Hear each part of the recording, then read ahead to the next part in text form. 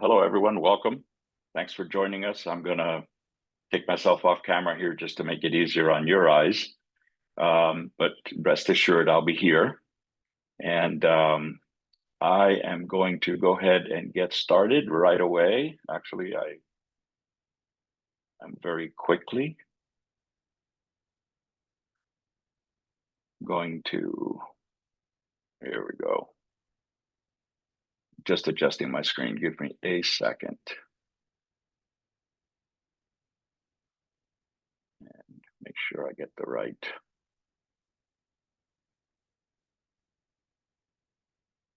Okay, so here we go. Thanks for bearing with me for the 30 seconds or so, and just getting started as soon as possible so that we can get right to the materials. As far as questions and answers, I do have my Q&A box open, as I hope you do. Feel free to put questions in there. I'm going to play it by ear as to whether I stop midstream and answer them. But rest assured, I will leave some time at the end of the program to catch up on the questions that we haven't gotten. And should we run out of time, we will get you answers to every question as quickly after the seminar as possible. So what we're going to be talking about today basically is recognizing that so many of the buildings we're designing now are mixed-use residential buildings that include some component of public accommodation, and sometimes you may think it doesn't. And so as a result of that, there's a necessary mix of the codes that are applicable. And what we're going to do today is talk about specifically when and where the Florida Accessibility Code for Building Construction, which I will refer to sometimes as FBCA or FBC accessibility, when that is applicable and where that is applicable versus fair housing. So hopefully what you will do when we're done with this is be able to recognize what the primary accessibility requirements are that are applicable to your project, and then start comparing the familiar or becoming familiar with the requirements of each and how they apply. Hopefully you'll be able to understand better how to incorporate them in your designs and have a successful project as possible.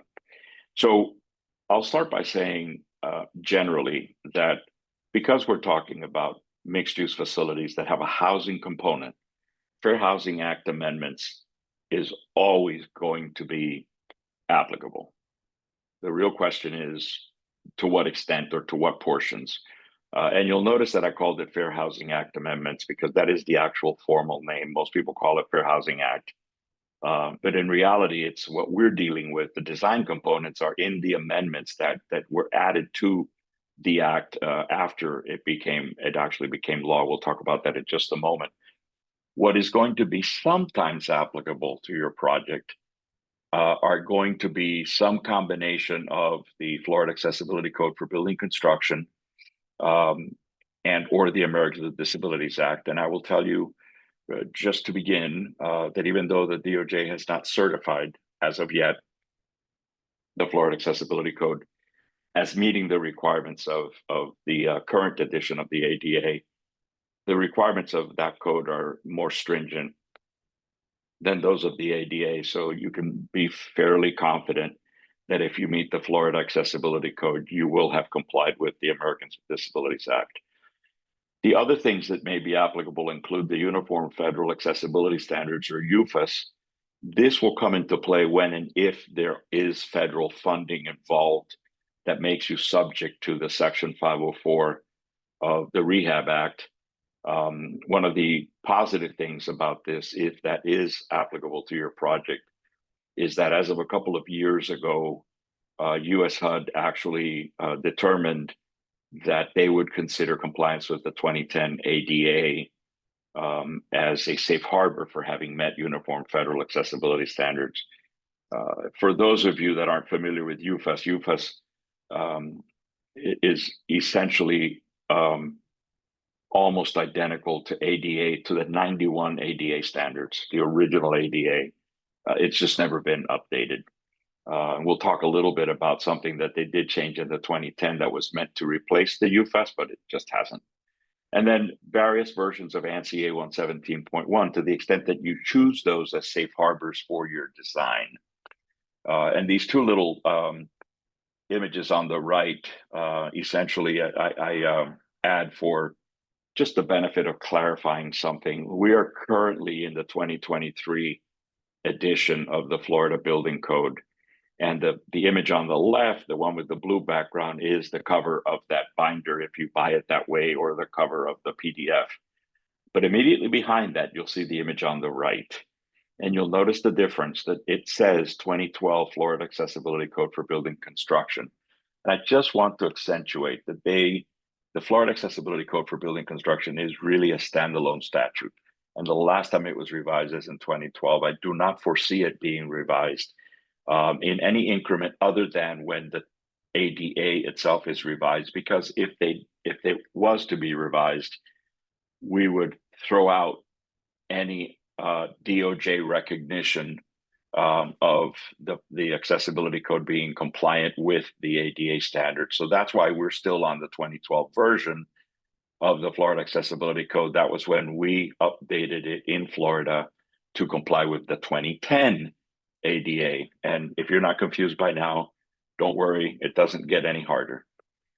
So back to the name of the Fair Housing Act amendments. The Fair Housing Act itself was actually passed in 1968. It is civil rights legislation, for those of you that just haven't thought about that lately. I'm sure you all know. But it wasn't until 1988, that the amendments are added. And it was the amendments that included disability coverages as a civil right, as a discrimination when there isn't accessibility for people with disabilities.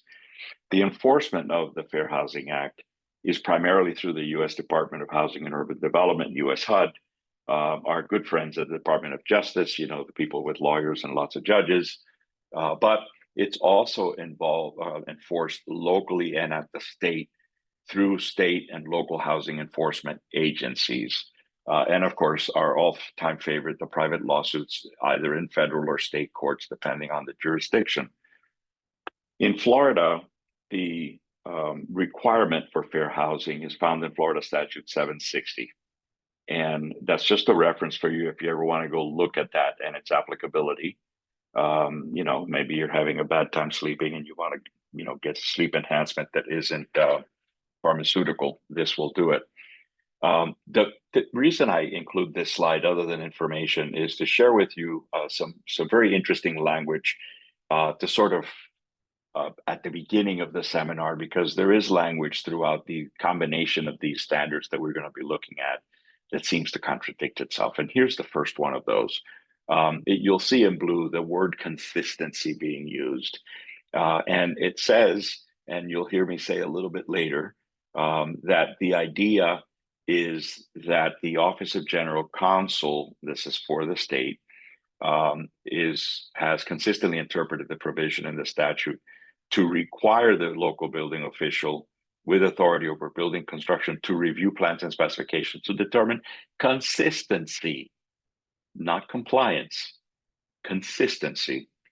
And then it says, if plans and specifications are not consistent, then they'll be entitled to withhold a certificate of occupancy or withhold issuing a permit. So apparently, you don't have to be compliant, except if you're not, we're just not going to issue your permit. So consistency means compliance. Just as a reminder, hey Ron, how you doing? The Fair Housing and the ADA are not building codes. They're federal civil rights law. They're enforced essentially by lawsuit. You don't really find out about it until you're served, or you don't really find out about having a violation until you're served.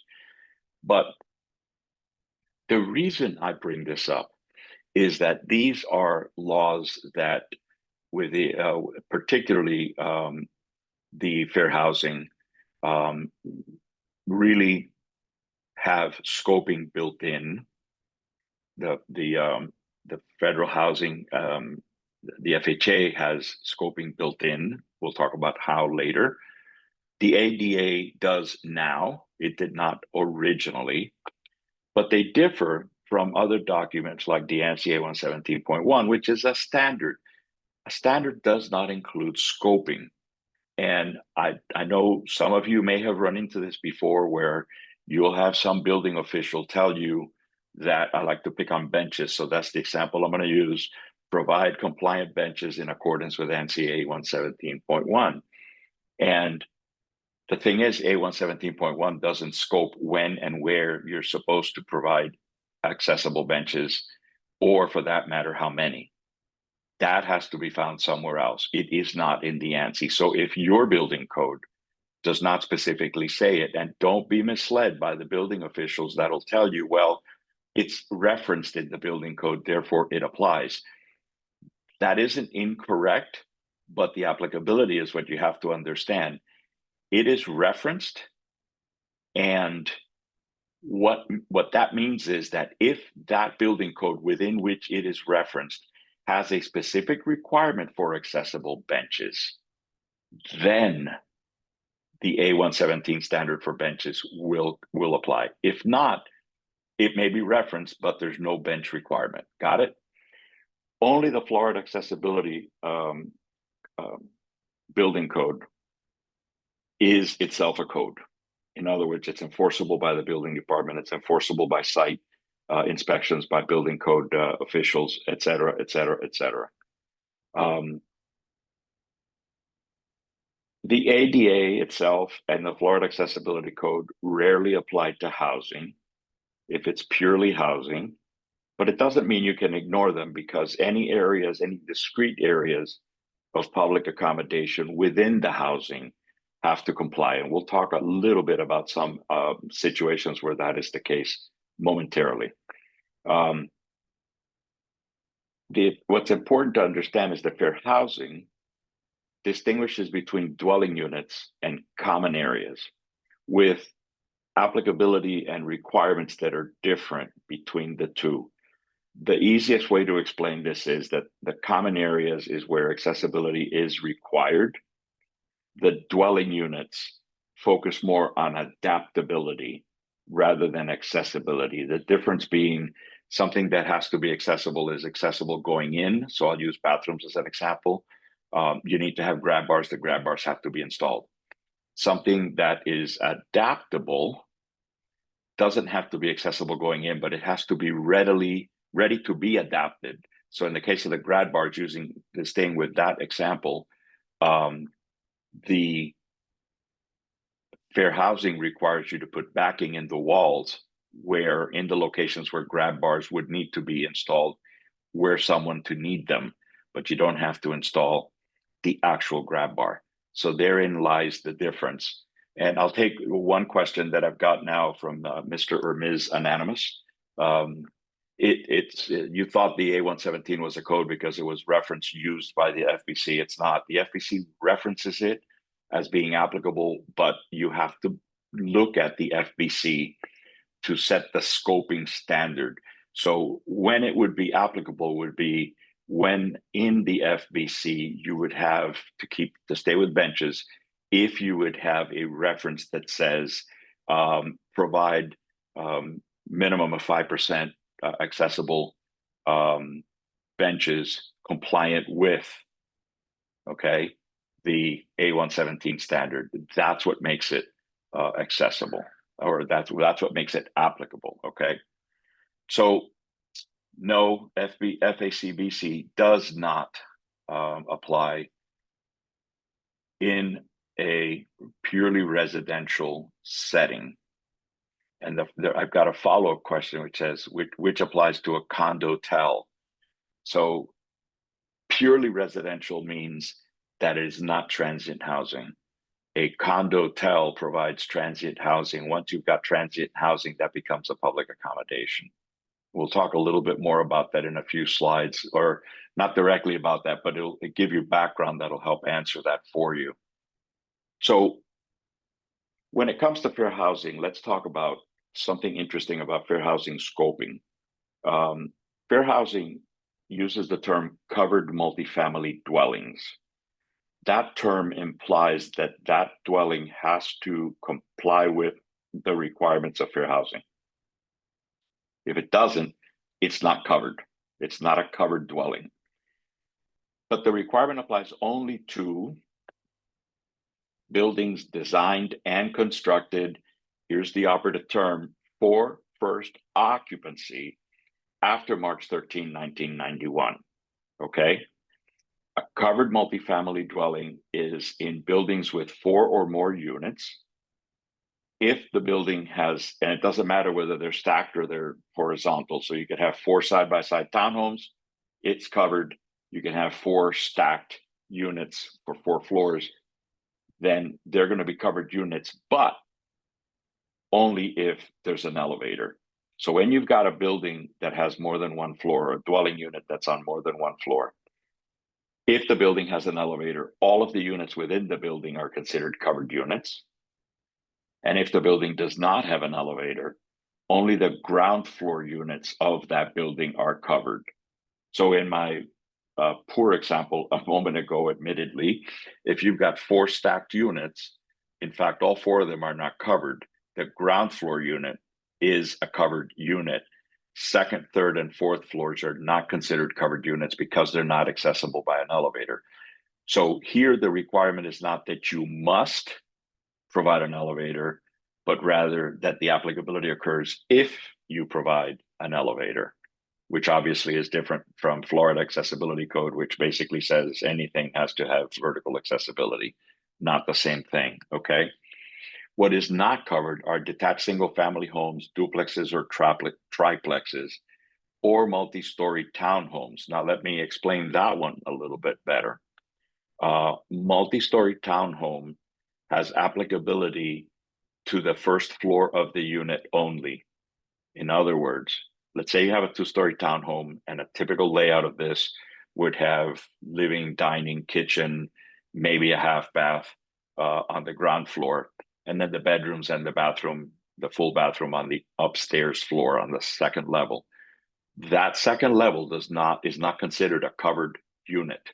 You do not have to comply with the fair housing requirements on that second level, but the ground floor does have to comply. So your kitchen, which is on that ground floor, is going to have the clearance requirements prescribed by FHA. Your bathroom, if it's in there, will have to have compliance with FHA. And your entrance is going to have to be on an accessible route and have compliant vertical height changes, okay? Here's something that trips everybody up, and it might likely trip up a building official.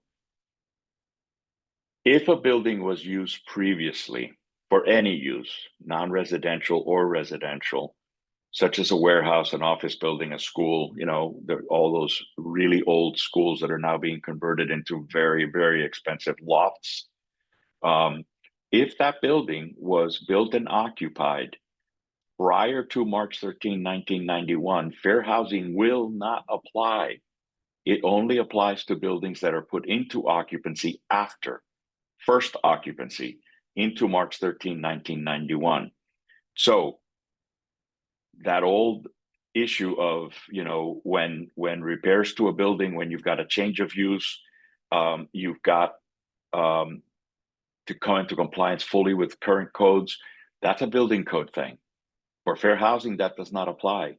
If you've got that school building and you're converting it into loft homes, that is technically a change of occupancy. So on the building code side, you're going to have to comply with building code requirements. But for fair housing, you do not have to be compliant with fair housing if that building entered occupancy prior to the 1991 date, okay? The Fair Housing Act does not require any renovations to any existing building. The design requirements apply only to new construction. So that's very important to keep your focus on, because the other aspects of the building code, such as structural and mechanical and electrical, obviously, if you've got a change of occupancy, you've got to bring that building up to the current code.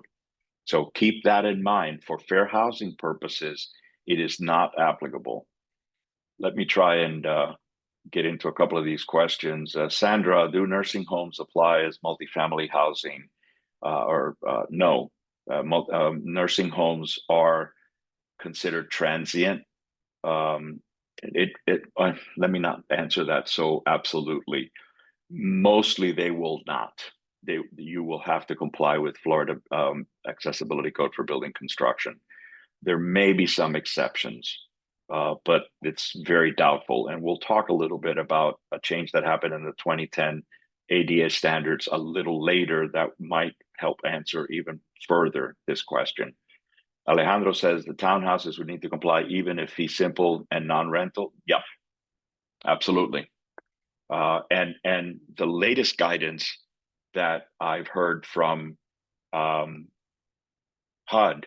is that even in a resale situation, they have to apply. So Larry asked, the common areas of FHA project are required to comply with FHA requirements, not the ADA nor the FACBC. Technically, yes, Larry. Thanks for joining in. We'll talk about how that happens with a little more detail shortly. And Sharon, first occupancy definition. Well, it's designed and built and first occupied prior to that 91 date, which means the certificate of occupancy. But I think with fair housing, you could even go as far as to say when somebody first moved in. Arguably, you could not move in before there was a certificate of occupancy, but that's what first occupancy is. It's first occupancy for whatever it was designed initially. So that school would have been first occupancy as a school, even though later you're turning it into residential. Do these apply nationwide? Fair housing does. Florida Accessibility Code is a Florida thing. The ANSI 117.1 is nationwide, and ADA is national. So there's a little bit of mix there. It kind of complicates the answer. Mercedes, I'll skip yours because it requires a little more definition. I think I've partly answered it already. Larry says, my townhouses are totally exempt from FHA. First floor is not required to be accessible with no elevator in the unit. Wow. Staff, would you disconnect Larry Schneider, please? That's interesting, Larry. You and I are going to have to talk offline on that one and find out. I have not heard that when there's 4 units or more, obviously. Let me go back to the presentation and I'll catch back up with the questions in a little bit. So this is just a graphic representation, but it brings up a point which is important to be featured. The top graphic is 4 townhome units that are divided by the firewalls that are typical, and that's required to keep the spread from one side to the other. But under certain codes, if that firewall basically makes this into separate buildings. Fair housing does not consider this separate buildings. It considers this is a 4 or more unit. It's covered units. The graphic on the bottom are 3 units on each side of what I'm going to call garden apartments that are connected by stairs and ladders for egress and ingress and covered by a roof. This is also a single building. So this is not 2 separate buildings that have a common stairway. So here's an interesting thing that I'm not going to recommend to any of you, but this is what's in the text. And normally when I've got something in blue, that is something that's being cited from the text. It basically says that the purpose, first of all, compliance with the guidelines is not mandatory. Now that's kind of a gotcha, because what it says is that the guidelines are given to provide technical guidance on designing dwelling units that are in compliance with the Fair Housing Act and are themselves not mandatory, but they provide a safe harbor for compliance with the accessibility requirements of the Act. So you can go off of the guidelines, but you still have to meet the intent for accessibility. So if any of you are feeling lucky, knock yourselves out. When guidelines are published, I don't know about the rest of you, I like to follow the guidelines. But keep in mind the not mandatory requirement, because you will run into situations that require a little bit more thought than just yay or nay. And this is where, you can use your thinking cap, put that on, and figure out if you're not technically in compliance with the guidelines, but you otherwise meet the intent. do you want to go forward with this? Now, keep in mind that some building official is going to review this when you're in for permitting. This list is, as far as I know, the current list of what are considered safe harbors for complying with fair housing. The most recently approved are the ones in red at the bottom, which you'll see includes one version of the A117.1 and three versions of the IBC. There are two other versions of IBC just above that, 2000 and 2006. All of these are considered safe harbors for complying with fair housing. What that means is where the guidelines say to use a safe harbor, and this is mostly for common areas, you're free to use any of these as a safe harbor, meaning if you comply with the requirements for the particular element that are found within any of these, you are considered to have complied with fair housing requirements. And the one thing I will warn you, and I'll just share with you, that I normally revert back to A117.1 1986. Yes, I know it's old, but you know what? It's the legacy one that was included in the guidelines. It's the one I'm most familiar with. I don't discourage you from using any of these safe harbors, but I definitely encourage you to select one that you're familiar with. Don't select one because it's newer, because in some of the newer versions of some of these standards and or codes, there are differences that apply for accessibility, like the vertical grab bar that's in the newer versions of A117.1 and in the IBC. So make sure if you choose one that's newer, it's because, not just because it's new, but because you're familiar with it and you're comfortable with it, okay? Before you go do that.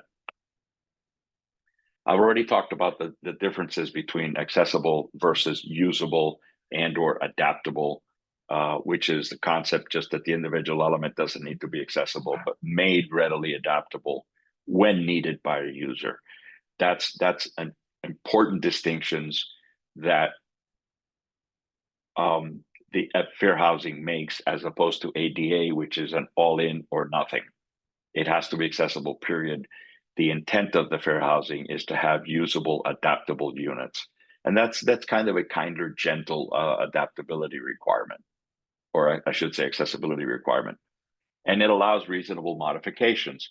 When you look at fair housing and you look at the requirements that embody the majority of fair housing for dwelling units, they are mostly about spatial elements, spatial requirements, to have enough room to navigate in a wheelchair, to turn a wheelchair, to be able to make yourself mobile within the unit.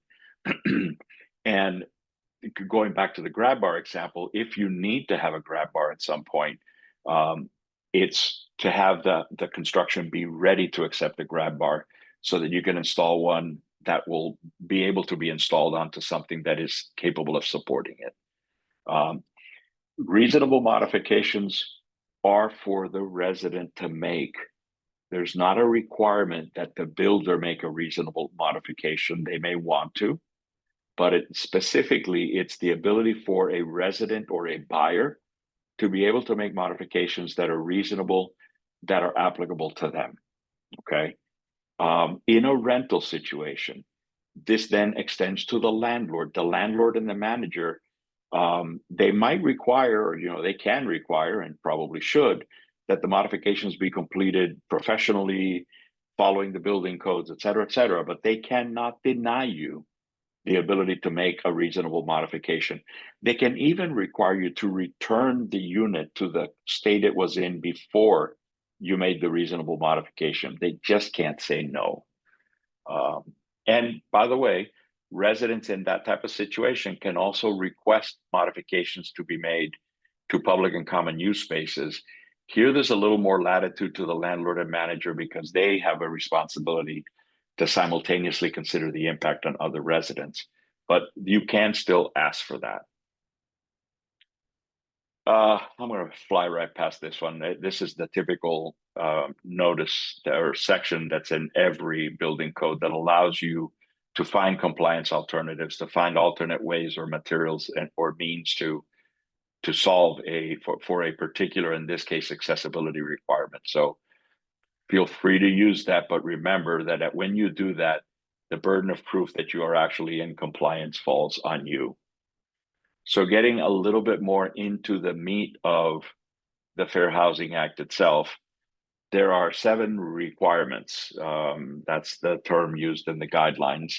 The first 2 are accessible building entrances on or accessible route and accessible usable public and common use areas. For those, you should use the safe harbor. Again, I said I like to use A117.1 1986. If you really want to use the Florida Accessibility Code for building construction, use it. It's not a recognized safe harbor, but chances are pretty damn good you're going to exceed the requirements. The other 5, you use the guidelines that chapters 3, 4, or requirements 3, 4, 5, 6, and 7 will include within them requirements for compliance for usable doors, for the accessible route into and through the covered units, light switches, electrical outlets, I'll just call that gizmos, reinforcement of walls for the installation of grab bar, future or later installation of grab bars, and then usable kitchens and bathrooms, which is where a lot of the meat is. Before I leave this slide, there's 2 things I wanna cover. One of them is on here, the other one is not. Requirement for accessible route into and through the covered units. This is where common spaces and the dwelling unit sort of interface. And so just keep in mind when we get to doors a little later, we'll talk about a little bit more. The entry door to the apartment has dual requirements on the exterior or the hallway side of that door. It's a common area. And so therefore the safe harbor of ANSI A117.1 is going to apply. Once you're inside, the inside of the unit is dwelling area. There are the typical door clearance requirements, like the maneuvering clearances and stuff like that you're used to from ADA and from Florida Accessibility Code, are not applicable on the inside. The other thing I want to make sure, which is the one that's on here, always identify your intended safe harbor within your code references portion of your drawings. Let the building officials know that you're following a safe harbor for federal housing compliance, so that to the extent that they read it, you direct them as to what you're using, and then stick to it. You cannot swap standards or safe harbors. You pick a safe harbor and you stay with it. So I covered this a little bit ago, just as a reminder. Accessibility Code for building construction in Florida is a standalone statute. It is not part of the building code statute. They are both chapters 553, but the subchapters, the building code resides in one and the accessibility requirements reside in another. That's one of the reasons they're approved separately. And part of the good reason for that is to keep your hands off of the accessibility code unless and until there's a change in the ADA and you decide to follow that change. And one more time, it's enforced by the local building departments. It's part of plan review for permit. Now, when it comes to residential, there's been a lot of confusion as to whether or not the Florida Accessibility Code applies to residential. And this is mostly a Dade County thing. And Larry may have experienced it elsewhere in the state, but it comes from the fact that the 2010 ADA added a chapter 233, section 2 or chapters 2 of the 2010 ADA are the scoping chapters. This is where you go to find out how many of an element you have to provide and in what instances you have to provide them. Chapter 233 covers residential, or at least they think it does. The reason it was added is at the bottom here. 233 was intended to cover residential facilities such as housing at places of education, group homes, halfway houses, shelters, or similar social service centers that provide temporary housing that were not specifically covered before this definition was added. So under the 1991 standards, you basically had transient housing and you had permanent housing, and then you had these things in the middle that weren't really clearly covered. So 233 clarifies that. But because of how it's worded, a lot of building officials say, well, no, it says here apartments, houses, condominiums, et cetera, therefore it applies. It doesn't. And the next slide will show you where, actually it's on this slide, that has been clarified by the building commission in the declaratory statement that's listed here at the top of the second paragraph, DS 2013-011, going back to 2013, that says basically that covered multifamily dwellings that are not the recipients of government financial assistance or sponsorship are not subject to the accessibility code, with the exception of 553-504. We'll talk about that in a second. You can read it ahead if you want. It's at the bottom. Unless they are places of public accommodation or commercial facilities. And then it says an exception to this would be discrete areas contained within the definitions of public accommodation or commercial facilities, such as a leasing office, a sales office. We'll talk a little bit more about that shortly. 553.504, which was referenced just a second ago, basically is the only requirement for residential, and that is that you have to have at least one bathroom located with maximum possible privacy, where bathrooms are provided on a habitable grade level with a door that is 29-inch clear opening. That's it for Florida Accessibility Code for building construction as applicable to residential. And that declaratory statement is available. You can go on the Florida Building Commission website, search for it, download it, put it in wherever you like to keep the documents that I call them my aha documents, and keep them for eternity or until it's overturned by something else. So let's talk a little bit about areas of public accommodation. And here's a point of confusion sometimes when you're talking about particularly newer residential housing buildings, because there are a lot of amenities that are currently being designed in for the benefit of tenants. The typical condo has always had a clubhouse. Now you've got, now they don't call them townhouses, they don't call them clubhouses, they call them amenity spaces. You'll have your little cafe, your business lounge where you can go sit down and you've got Wi-Fi and you can work, you've got your gym, et cetera, et cetera, et cetera. Those, if they are restricted for use of tenants or owners only and their guests, are considered common spaces, not public accommodations, okay? Public accommodations are any retail spaces that are that are part of the building. If you've got live-work units that are part of the building, arguably those are public accommodations because someone could use it as an office where they might meet with someone. Let's say you're a graphic artist and you're working remote and you work freelance for a bunch of people. But, I could argue that one both ways. Nobody ever comes to my house. This is my house. I just happen to work here. I do everything electronically. But do you want to be on the hook for that one day that some pesky client insists on coming to meet with them? So treat it as a public accommodation, because you're not probably going to get anywhere with the building department trying to get it to not be considered a public accommodation. The leasing office, the model apartments, I'll come back to that in a moment. If it's a condo, there's a management office or an association office.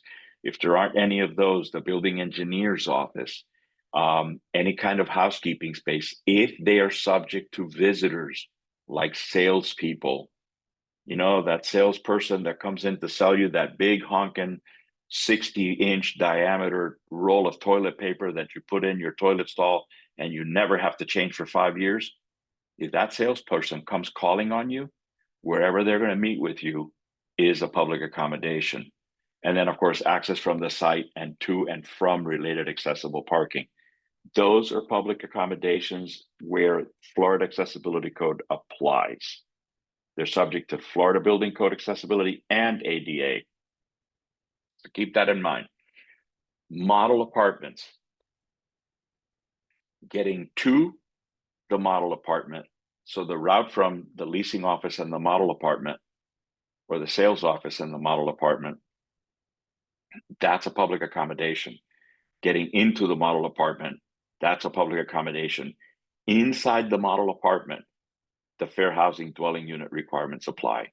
Now, the logical question would be, well, wait a minute, somebody might want to come in and see, and they may be in a wheelchair, and they may want to be able to see whether or not this is going to work for them. All the more reason for the model apartment to fairly and accurately represent what is actually on the market for rent or sale.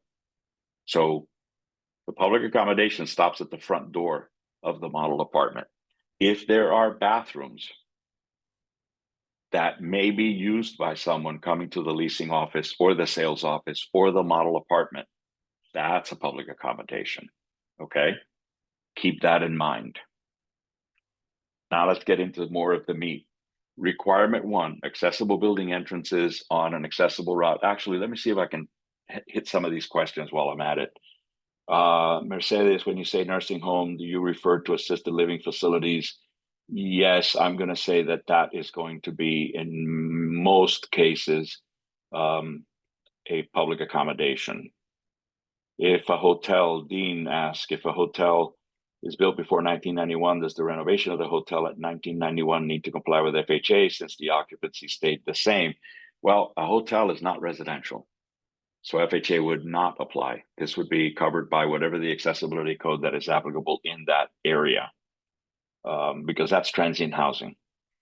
Alan asked, if townhomes with parking garages and no bathroom or kitchen at ground floor, does it have to comply with FHA?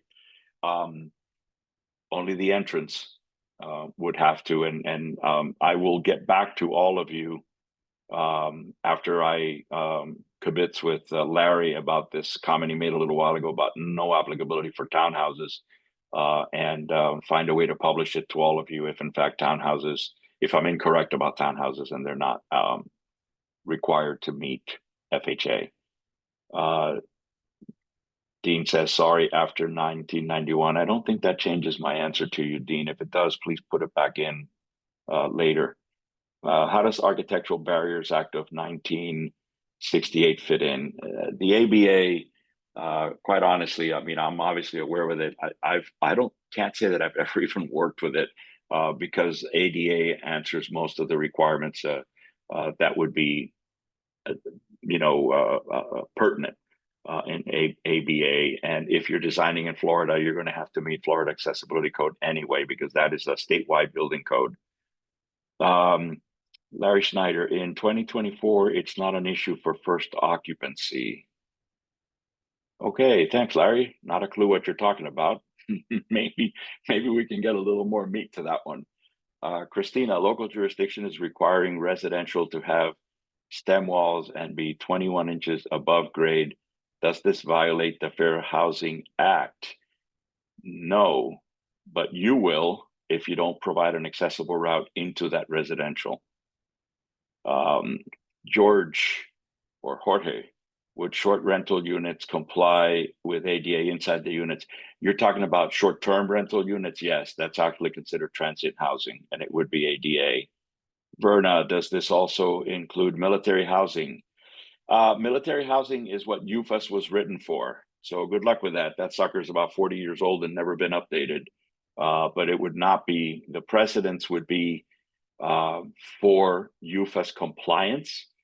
But if I remember my UFAS correctly, that's a certain percentage of units. The rest, I don't know. I would think you'd have to comply with the general requirements of fair housing. But if it's military housing, that would never be available to the public. So that may be one that I'm going to keep on the list and do a little research before I give you a final answer on that, okay? Ralph says, hello, my understanding of townhomes with no elevator as it relates to fair housing design guidelines is the same as Larry's. Okay, good. We're gonna trace that down because maybe I'll learn something from this seminar. Moshe, does FBC Accessibility 2023 basically cover this? Not sure what you're referring to. And then Brad, what about Airbnb? Brad. that's kind of a chicken or egg kind of conversation. An Airbnb technically is transient housing when it's used as an Airbnb, but if it's used part-time as the unit or as the owner's vacation home, at that point it isn't. The bottom line is I would still consider it transient housing, but you really are walking the fringes, on the edges of applicability there. Richard, you mentioned to choose the accessible standard you're most familiar with, but wouldn't it be the case that standard of care would be to design to the most stringent of applicable codes? That's a valid question. I don't know that I would agree completely with that. Uh, I could see where someone might make that argument, but my broader point isn't that you stick to the one that you're most familiar with, but I guess the way I stated it, it would come across that way. My broader point is, if you use one of the newer ones, make sure you're familiar with it, because as I said, there may be some minute changes that you wind up designing to the newer standard, and then you wind up leaving out a vertical grab bar, to use my own example. So just make sure if you're using a newer one that you're not so familiar with, that you take the time to become familiar with it, with respect to all the things that you're going to have to apply it to. Because if you're working strictly with dwelling units, you may not think about common areas, right? Follow what I'm saying? Hugh, the section references the 29-inch clear. Shouldn't that be 2'9"? That would be 33 inches. No, the 29 inches is actually an old residential thing that's been in the code forever. That is limited to non-covered units. And you just have to have 29 inches clear. That's basically a 30-inch door, if you think about it. 2'6" door, which should give you 29 inches clear. And not residential commercial. I think what you're referring to is the 32-inch minimum clearance that is an ADA standard, and it is an ANSI A117 standard that will apply to the common areas, but inside the home, no. There is one applicability of that I'll cover a little bit later, so hang on to that. It's one of the last elements in the seminar. You'll see what I'm talking about when we get there.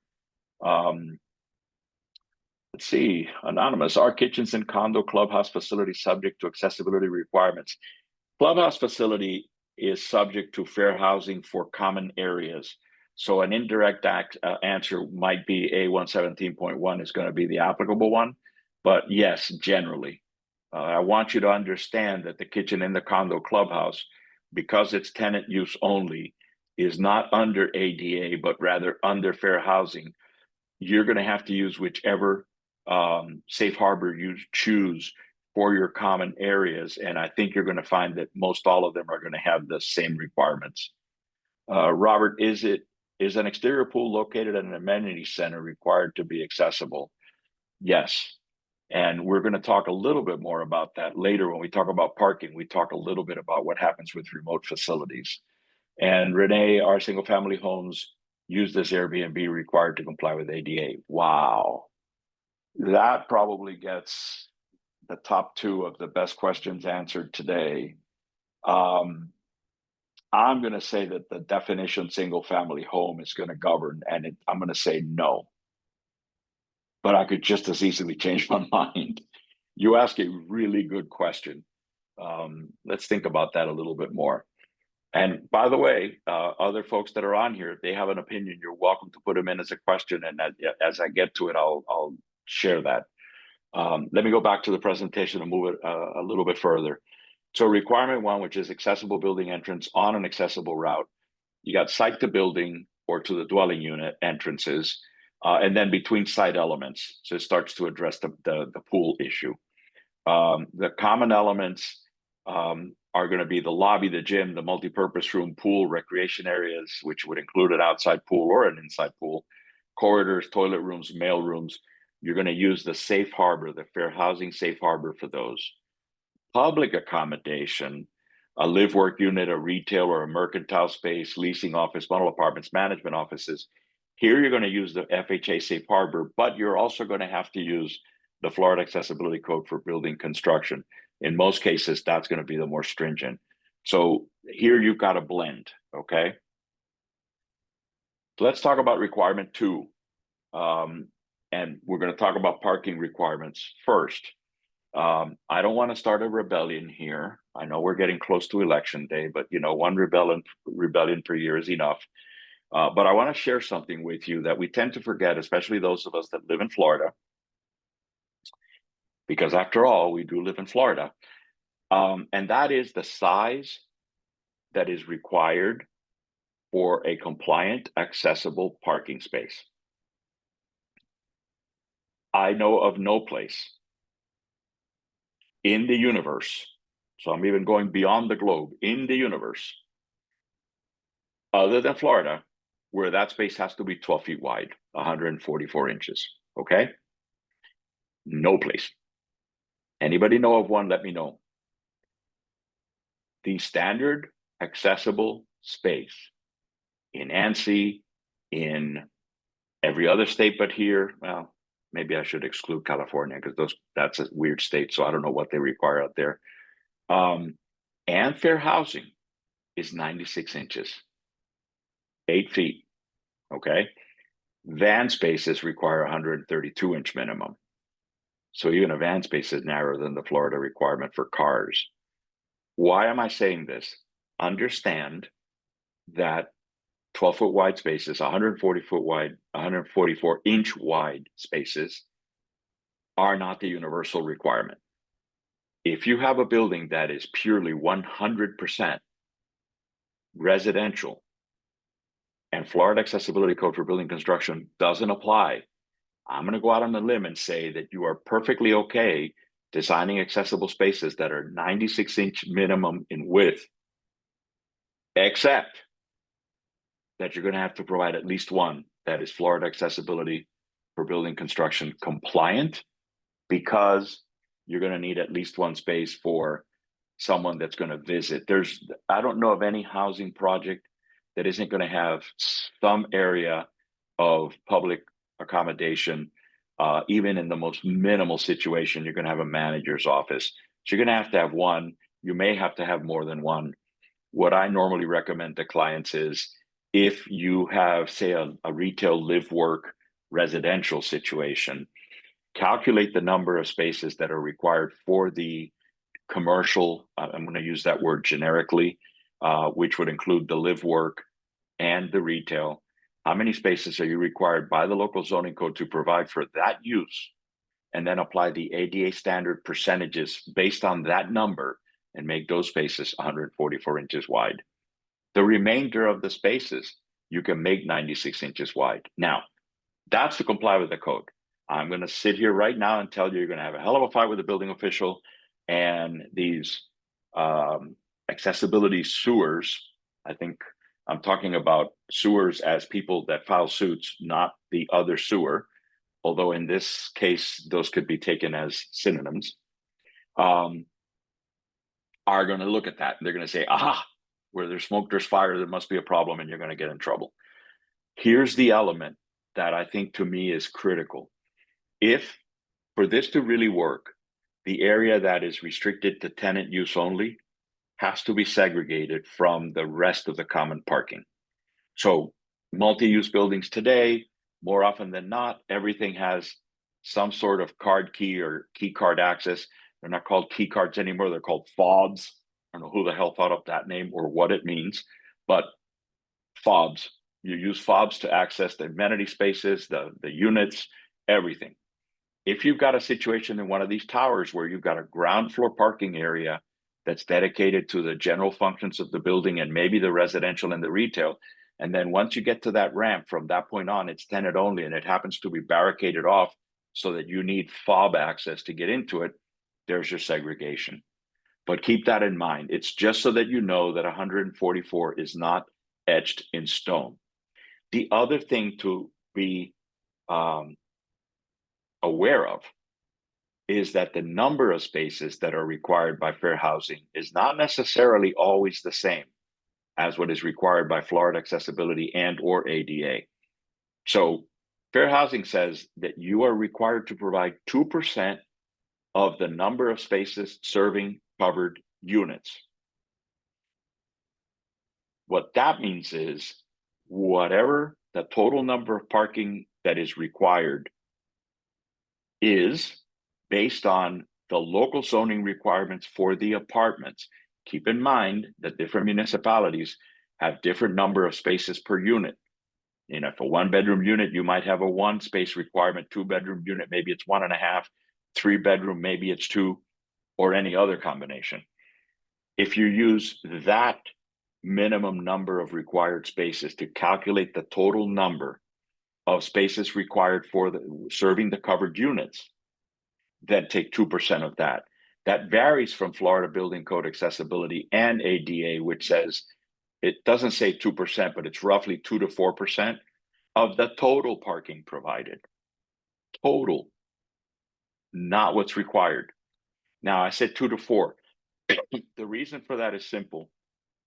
If you look at the chart in an ADA and in Florida Accessibility Code, it doesn't use percentages. It's just from 0 to 50, you provide one, the drill. Well, if you back it out and you figure out what percentage, that is generally 2%, except when you get to the smaller parking lots where the percentage grows, just because, if you need minimum of 1 space for 1 to 50, obviously that's more than 2%. So generally, it's somewhere between 2 to 4% of total parking, but that's the operative word, total. Fair housing requires only for those serving the covered units. So if you have excess parking, you can save yourself the number of accessible spaces. But you have to provide a minimum of 1 of each type provided. So if you got covered versus not covered, you got to provide a minimum of 1 at each remote site amenity.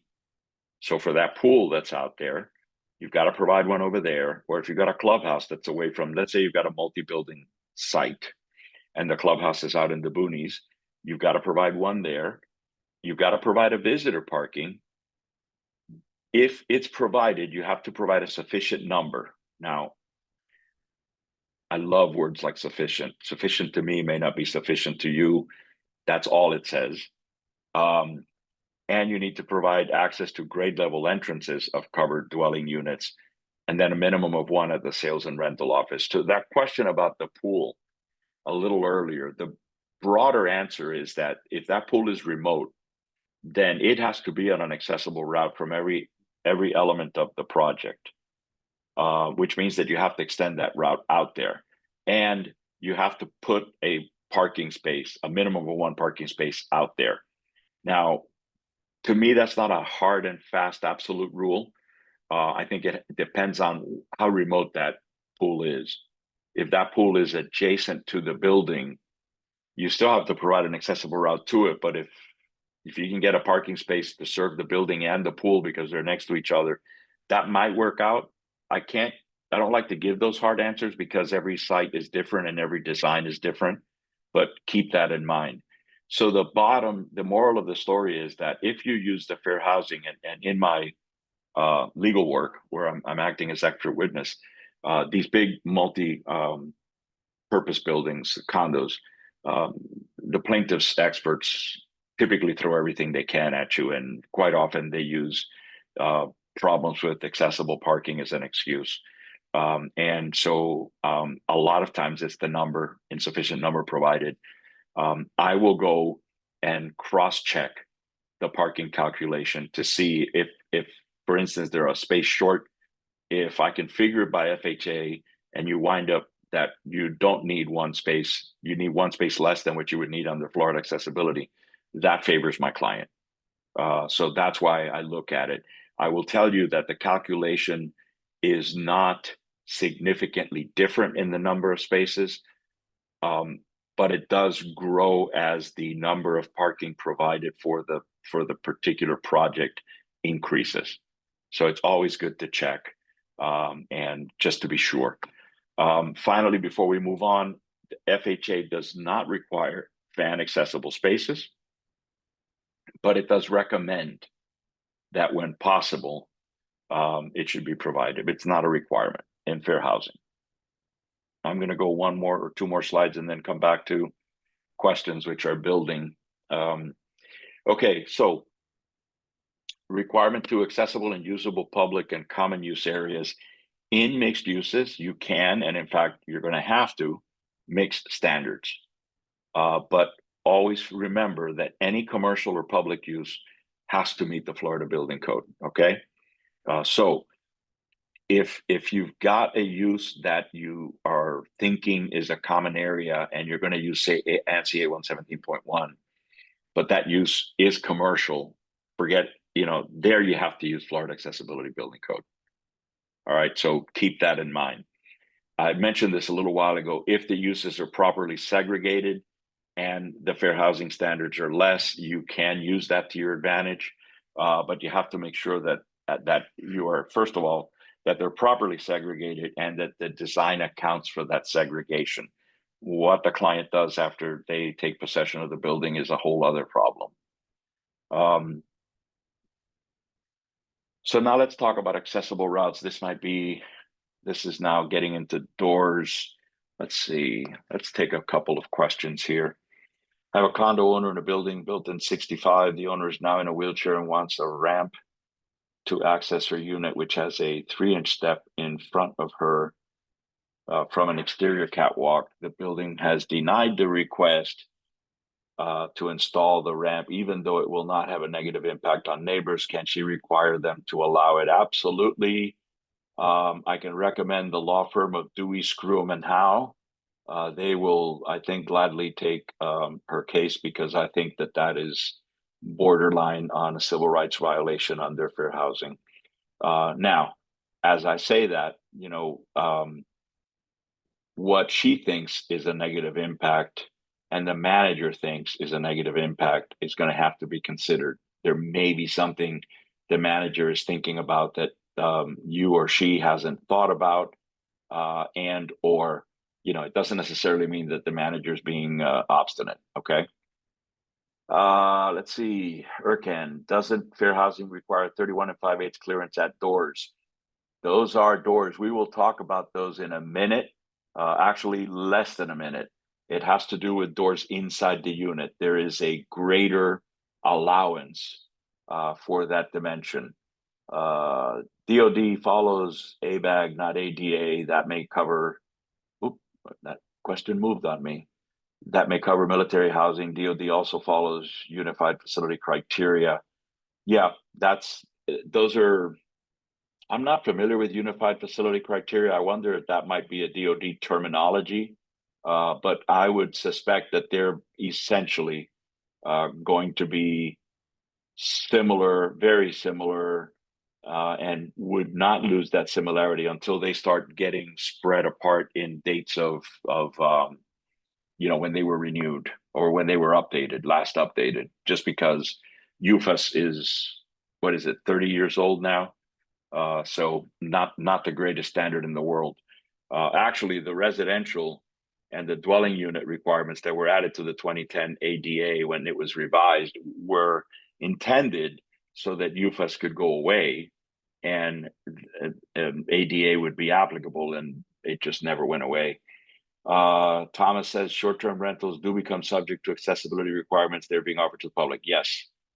Richard, how many residential and ADA accessible spaces are required if valet parking is provided? That's a very good question. My answer is going to be, because ADA does not make an exception for valet, I think the safe bet would be to provide the number required by ADA. I would use valet to defend you if you were being sued, but the problem with valet is that too many other elements come into play. Like, for instance, how can you be sure that the valet operator will be retained for the perpetuity of the building and some management company or subsequent management company doesn't get rid of it, right? How do you address an issue where you've got a person that is in a unit or in the building and may have used a valet but needs to go out to the car to get something from the car, and needs wheelchair access? So it's a very difficult situation. George, I thought the van stall width increase referred to the access aisle striped area, not the stall itself. Florida specific is 12 plus the 5, and it doesn't change because Florida has 12, and ADA is 8, and then 8 plus 5. When it's van specific, it's 5 plus the van width, which I forgot now, 132, I think it is. But in Florida, there's no difference between van and standard because of the 12-foot requirement of width in Florida.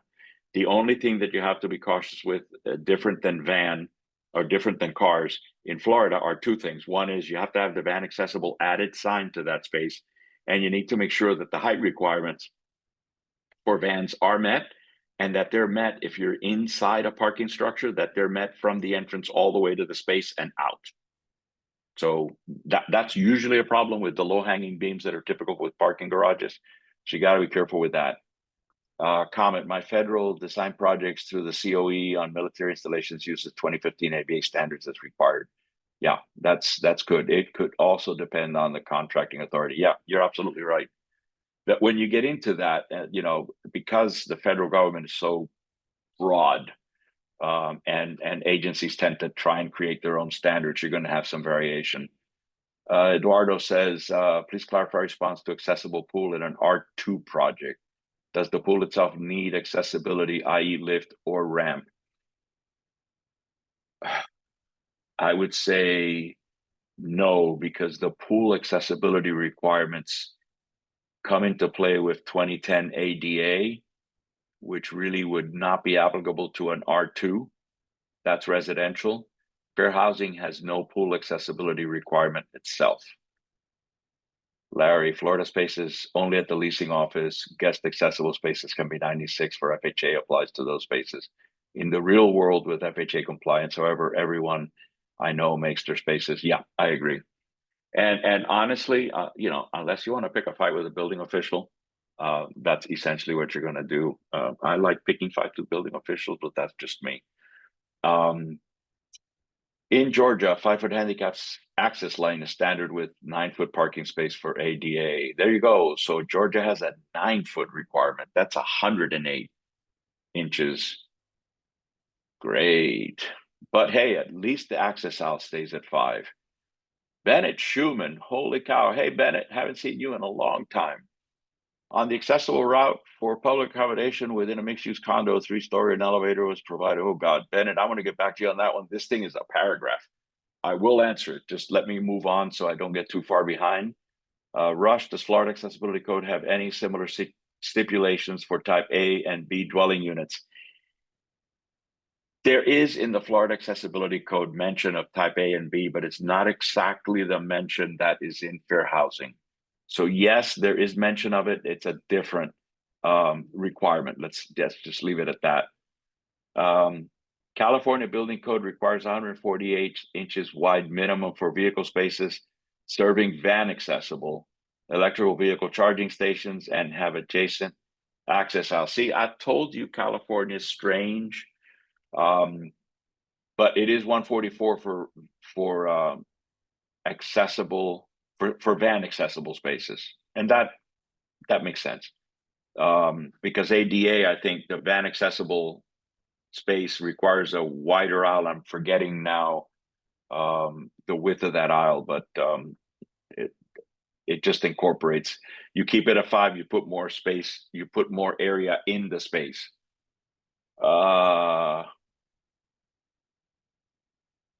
Moral, that is all we can do as a design professional. Yeah, and even then, sometimes that's not enough. Michael Clark, what about bicycles? Not covered. Renee said, oh, gosh, sorry about that, guys. I rolled my mouse over the wrong item. Renee Zapata, is an apartment building maintenance crew considered public for the purpose of ADA requirements? I'm going to say no. That's an employee. Leland, any changes to ramp and stair handrail heights in the code? No. And Frank Fuentes, Miguel, what was the name of the lawyer you recommended? It's the firm. It's Dewey, Dewey, Screwum, Screwwm, and Howe, Howe. See, I can spell my jokes. I guess I'm smarter than the average bear. Whole Building Design Guide, WBDG, provides access to the codes that DoD uses. Thanks. I want to take that down. Short-term rental should not comply with FHA inside the units. Please confirm. Short-term rental is going to have to comply with the ADA and or Florida Accessibility Code. So you're going to have a percentage of units that are going to have to be accessible. And I would say that the rest of them have to comply with FHA. Tim, ADA 806 2.3, transient requires at least one sleeping area shall provide clear floor space on both sides of a bed. Does it mean if it has a 2-bedroom unit, the second bedroom does not need to be ADA? No. And actually, we're going to talk about that in about 2 slides when we get into fair housing is a similar requirement. And I'm going to bring that up shortly. The dwelling unit entry, if the front door has a closer, do you need 18-inch clear on the pull side and 12-inch on the push side? So a front door generally in a building is going to swing in. So almost always you're going to be on the push side when you enter the unit. And yes, it requires 12 inches. The pull side, which would be the interior, would not. If that is reversed, then yes, you'll need the 18 on the exterior and 12 on the inside will not be required. A lot of the residential developers that I have done peer review for use spring hinges instead of closers, and then the maneuvering requirement goes away. Renee says in an apartment. Oh, I already did that one. Istvan, I do not see a question there. And Christian, 8 feet for van accessible aisle width. Thank you. All right, let's go back to the program and let's talk. I was actually past this already. Here's where we were. Okay, so back to the doors. We were just talking about this. Exterior side, you have to provide the maneuvering clearance, whatever is applicable. And this is going to be true whether you're using the A117.1 or ADA or really any of the A117.1 equivalents. Accessible lever lock set, and this is going to require 32-inch minimum clear width when the door is open to 90 degrees. On the inside, only the fair housing guidelines apply. There's no maneuvering clearance requirement. You do need to have an accessible lever lock set, though, because that's an appliance. And then I added this. This is kind of a little on the side, but don't miss the detail. The image on the right is a project that I was providing services on, not as the architect, but as a peer reviewer. And in this case, actually, it was construction phase inspection. And I wanted to bring up that, the definition of a recessed door, because it came up in this instance, and you can see within the clouded area that the entry door to the unit is in fact recessed in from the corridor. And the architect detailed it at 6 inches in, which does not meet the definition on the ADA of a recessed door, which is 8 inches. But here's what happened. The definition, I think I've got one more slide. Yeah. So the definition of recessed door says more than 8 inches. And then it says this important critical element beyond the face of the door, measured perpendicular to the face of the door or gate, not the frame, the door. So what happened, and I'm going to go back here, is a combination of things. First of all, this is a fire rated partition, and it was designed as 6-inch partition. Secondly, the contractor made a change in order to create this vestibule, or I should say this inset. They reversed it somewhere along the way. Somebody thought they'd be smart, and in order to maintain the integrity of the fire rated wall, they built this wall continuously along the back and then superimposed another wall that was not fire rated on the corridor side of the rated wall to create the recess at the door. What happened as a result of that was that, first of all, because it's an in-swing door, it's essentially a single rabbet door frame. And the fact that it was a 6-inch partition, when you put the drywall that's required on that to maintain the fire rating, you wind up with a door frame that has a pretty deep throat. And in this case, as you can see, from the rabbet to the outer edge of the door frame, you already had 6.5 inches. So arguably the door face is going to be up against or flush with the inside face of the rabbet. Then when they superimpose the partition, which you see in this picture, I don't know if you can see my cursor, but outside or to the right of the door frame, you see the overlay, which if you look at the other picture on the extreme right, you can sort of see again, because they don't have the drywall up on that. They've just got the framing. And when you added the depth of that partition that they overlaid, that door wound up being 10.5. It looks like 10 on the picture, but in reality, if you align yourself properly, it's about 10.5 inches, which made it a recessed door. And as you can see in the picture on the right, they only had 5 inches of clearance on the strike side. I brought that up and was actually when I first encountered, I did not bother to check, I have to admit, the door schedule. I got on a phone call with the architect who I've known, and he's actually pretty good when it comes to accessibility. And he tells me, he says, we use spring hinges for instead of a closer. And I was in disbelief because this project happens to be in a very aggressive fire department city. And I said, my experience with spring hinges is that the fire departments don't usually allow them because they do not believe that they will positively latch the door when it closes. And he said, oh, yeah, we've used it. We've used it a lot and it works, blah, blah, blah. I said, well, go forth and prosper. If that is the case, then that's fine because the hinge is not considered a closer. But I put this in here because not a lot of people caught on that distinction in the definition, which is measured from the face of the door. And you can get yourself in trouble very easily when you've got a door that has that's in a deep wall where you wind up with a throat distance that is bigger and therefore more recess of the door. Be cautious with that because things often look good on paper, but not necessarily in real life. Another thing that I added in here as far as maneuvering clearances of door is, and I will admit, I've designed a lot of buildings that have the neat little high-low drink fountains tucked in the alcove to the entrance of the bathroom because it just kind of gets them out there where you don't have to worry about them being protruding objects much, and all the other stuff.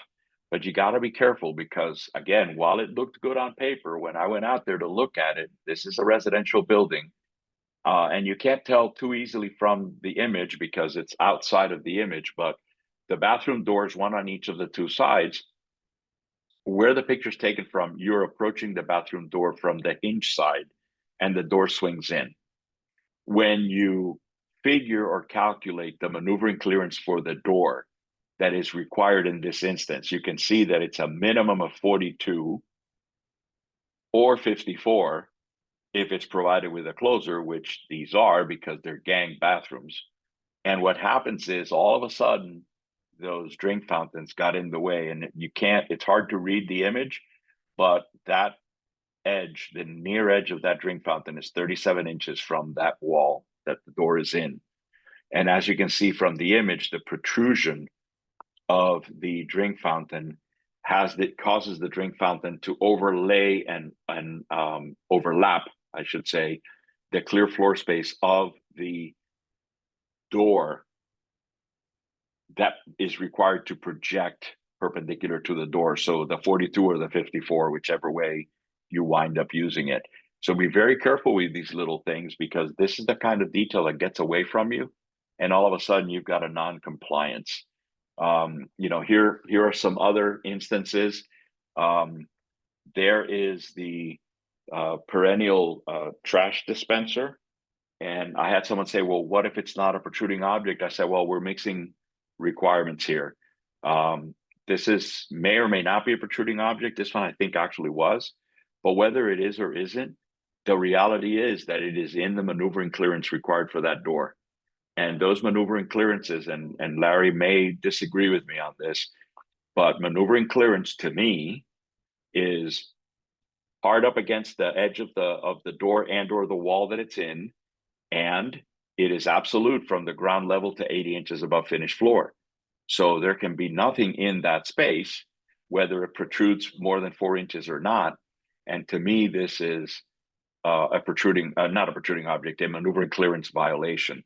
The image on the top is a similar situation. It's actually that's a little payment card recharger that's in a laundry area of a housing project, and the thing's a monster. It because of the scale in the picture, it doesn't really represent itself as well as it could or should.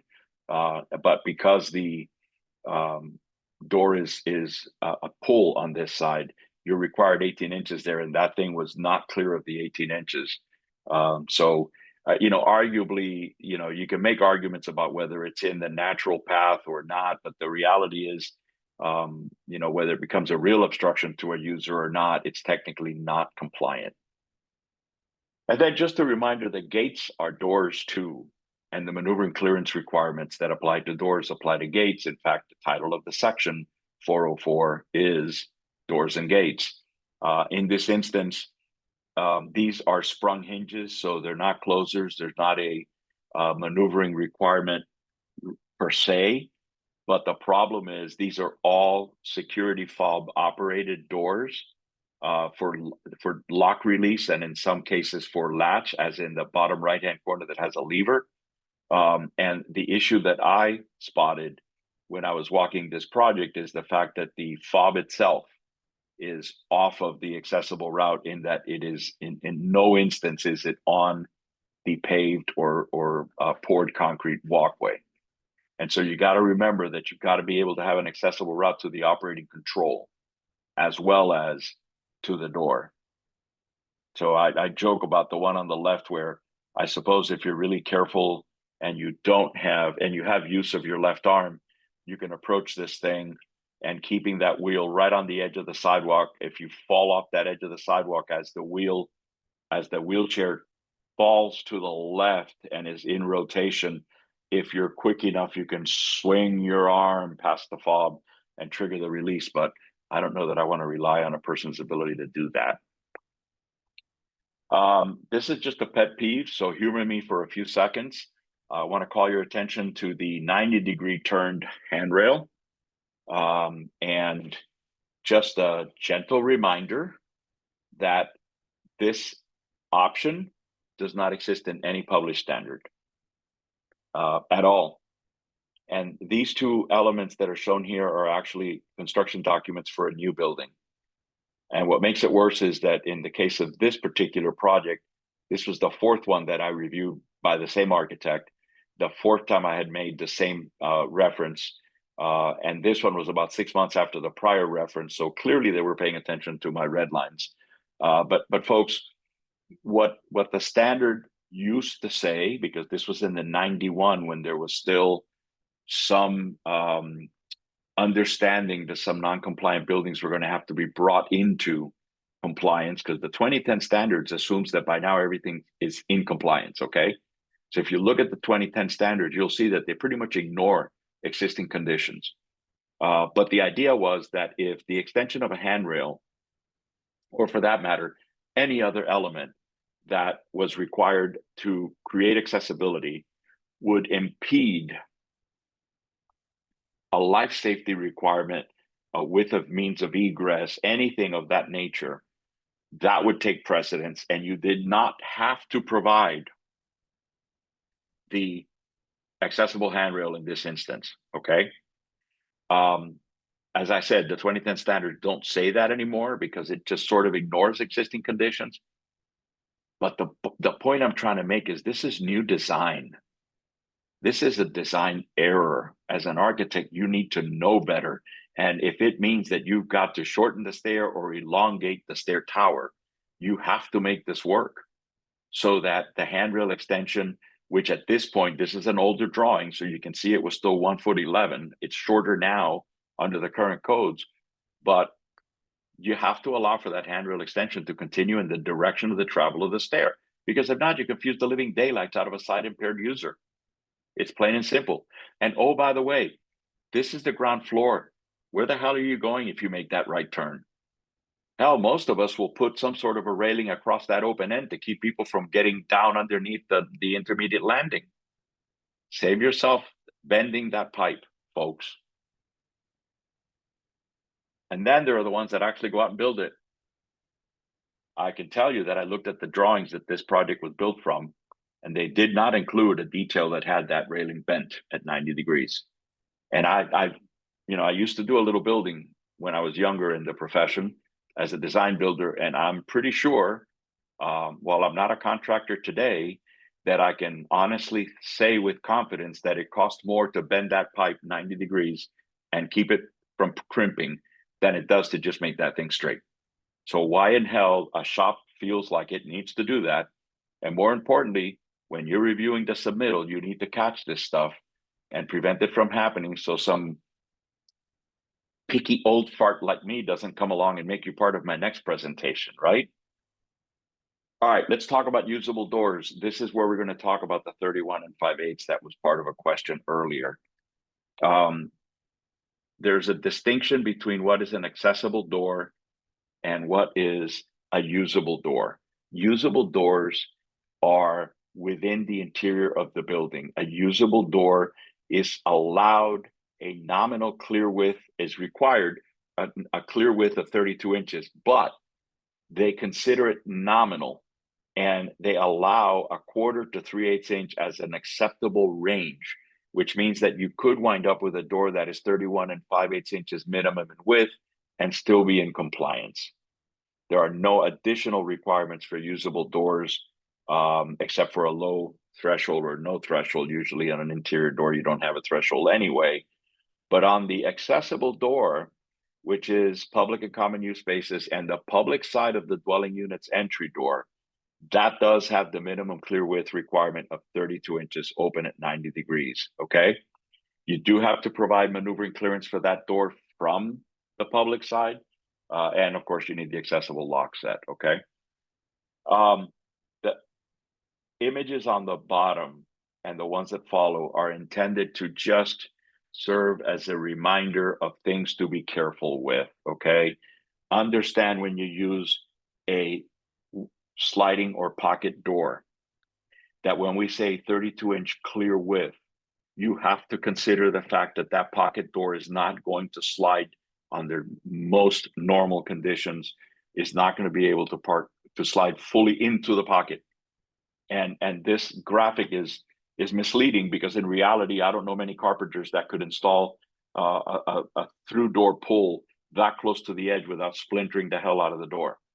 So you have to consider that that door, to provide a 32-inch clear width, has to be wide enough that it allows for that projection that is going to remain outside the project, outside of the pocket. The same is true for sliding glass doors. Most typical 6-foot wide sliding glass doors will not have the operable panel open to provide a 32-inch clear width because of all of the hardware that exists behind the fixed panel to provide stops for that door. So you need to make sure that the door you specified provides that clear width. And I would say, considering that most developers are going to pick the door themselves, that you place a note on the drawings that says door must provide the minimum 32-inch width at open, because they're just going to forget that. They're not going to do it. And then, they're not going to call them, they're going to call you. The same is true for bifold doors. Now, I'm old enough that when we used to draw by hand, we used to like, because it was sexy, not to draw the V-shaped bifold doors. We drew these two straight lines next to each other really close. It was almost a challenge to get it looking really cool. Never met a bifold door that actually opened that way. They're always somewhere around the V, and the cheaper the door, the wider the V. Keep in mind that 32-inch net has to be to that near face of the bifold panel, okay? Same with an accordion folding door. Keep that in mind. The 32-inch net means 32-inch net in the open position, all right? Closets. There are no specific requirements in fair housing for closets. There are recommendations. These graphics are all from the guidelines, and you will see the word used as recommended, okay?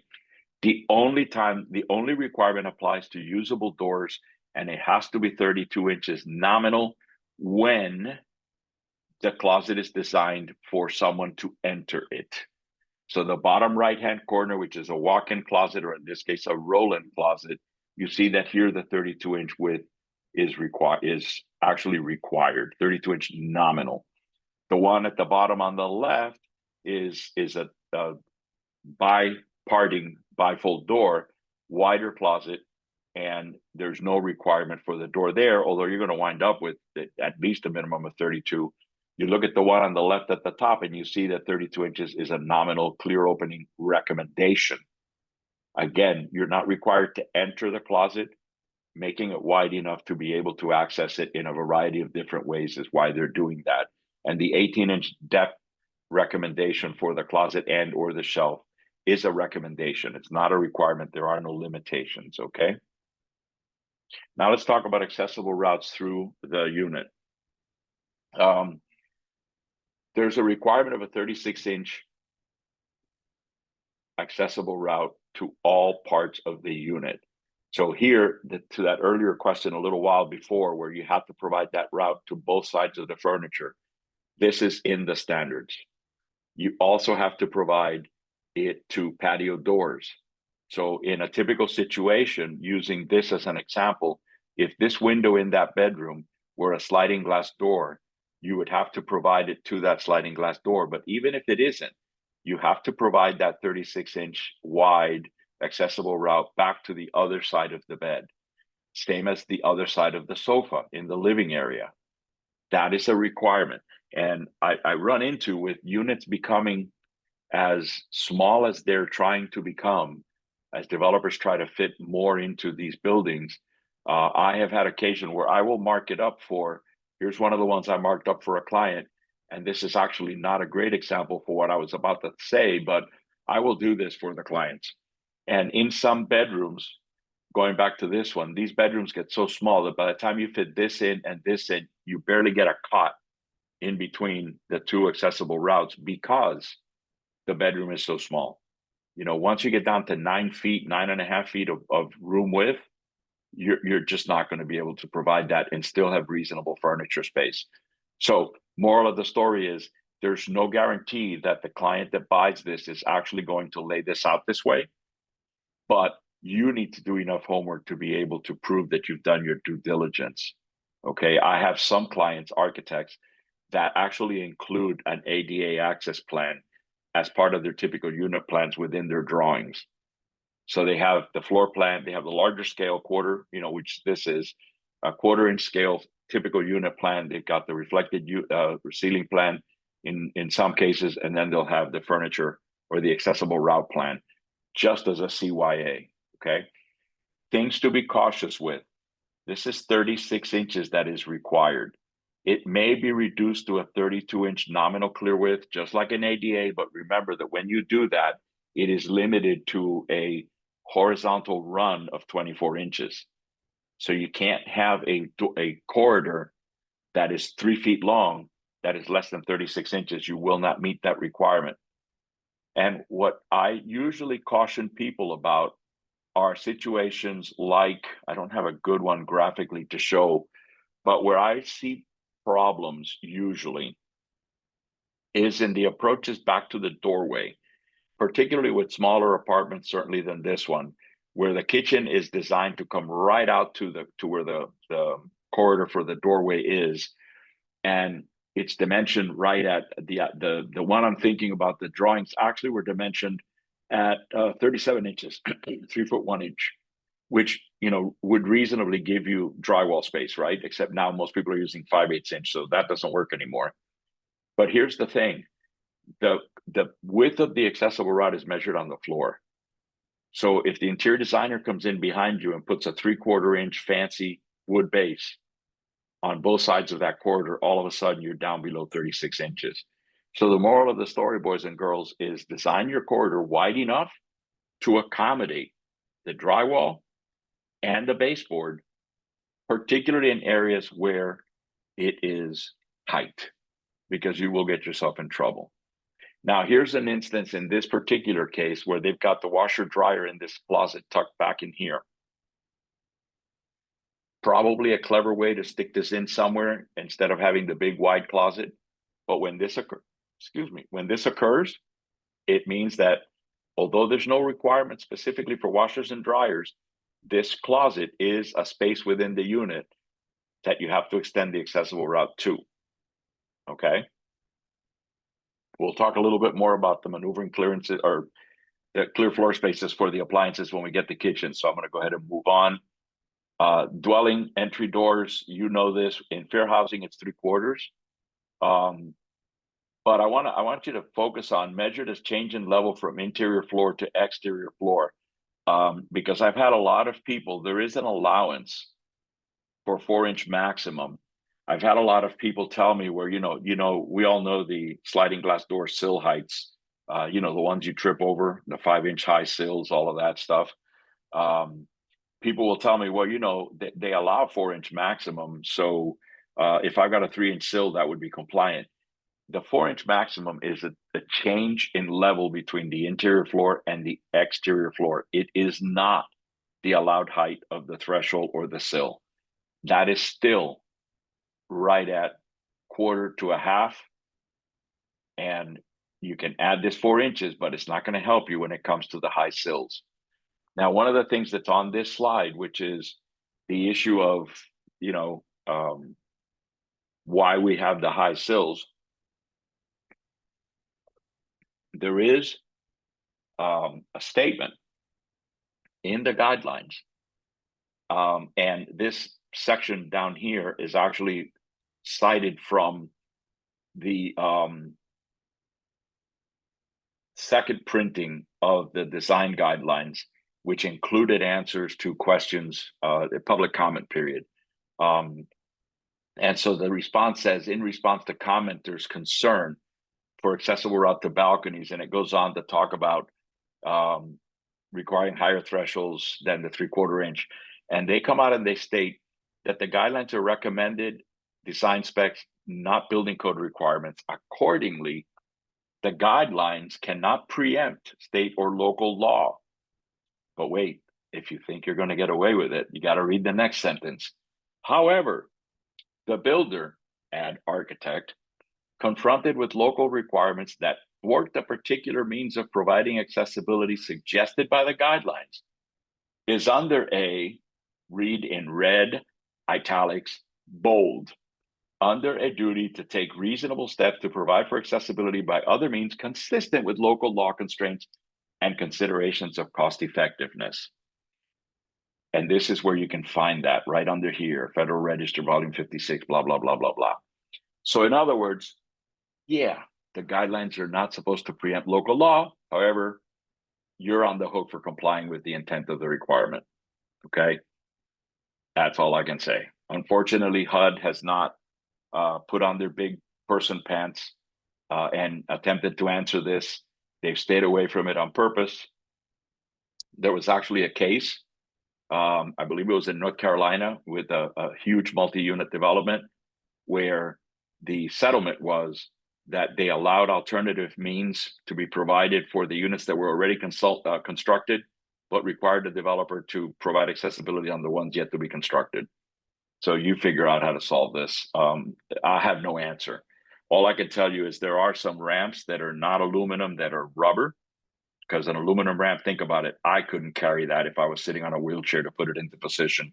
A rubber one, maybe.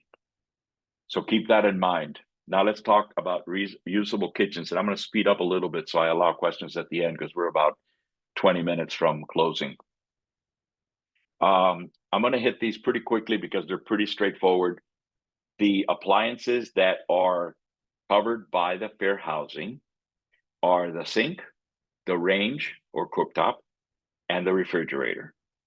There are no specific requirements for any other appliance that goes in the kitchen.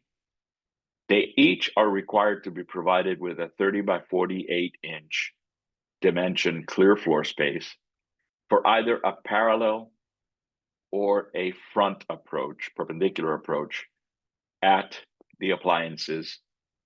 They're most often used as parallel, as indicated in these sketches, but it must be centered on the appliance. The 48 inch, in this case, centered on the range or the sink or the refrigerator. That can be a problem with refrigerators, particularly because they're usually at the end of a cabinet run, and usually there's a wing wall to hide the ugly side of the refrigerator. And if that wing wall projects further than the refrigerator, which will be more common with, say, a counter depth refrigerator than with a normal refrigerator, then that gets in the way of that 48 inches. What I have done with most of the clients that I recommend is go ahead and use the straight-in approach for the refrigerator, which is allowed without any special accommodation.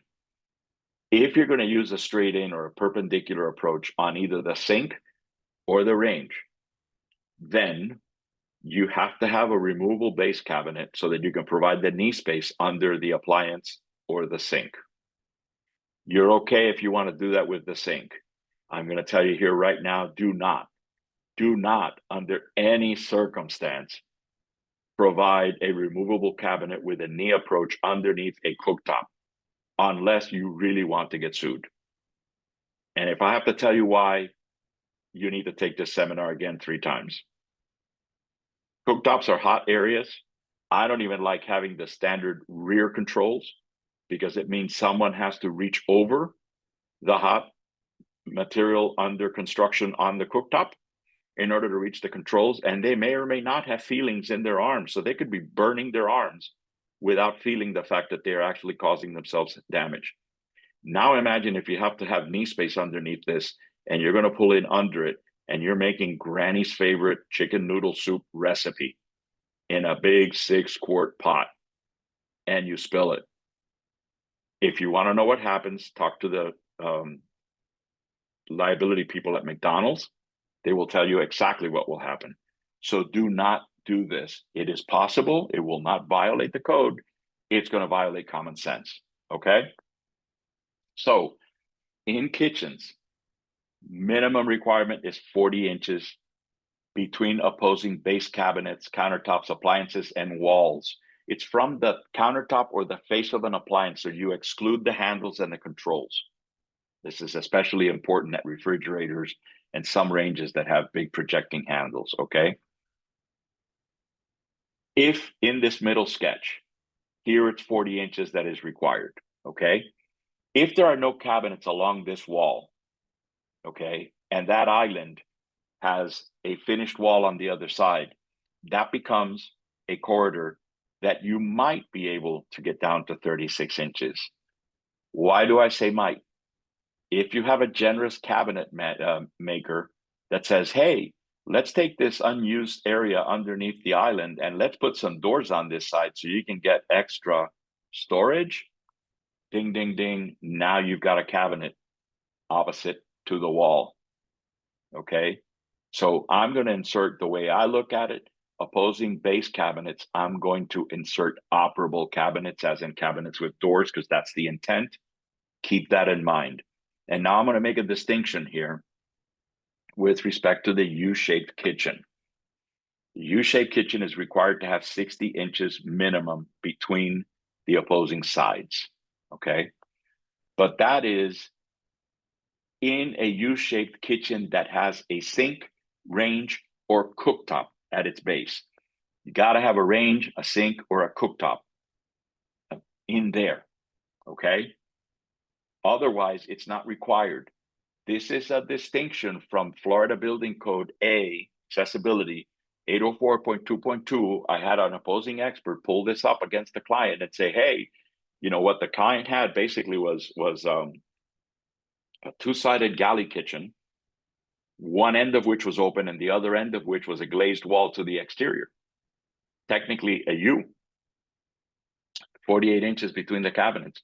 They flagged every unit in the building as not compliant with fair housing. And they cited 804.2.2, which is in Florida Building Code. So the first problem was the Florida Building Code did not apply. They were using that 233 thing. This particular opposing expert really should not be an expert.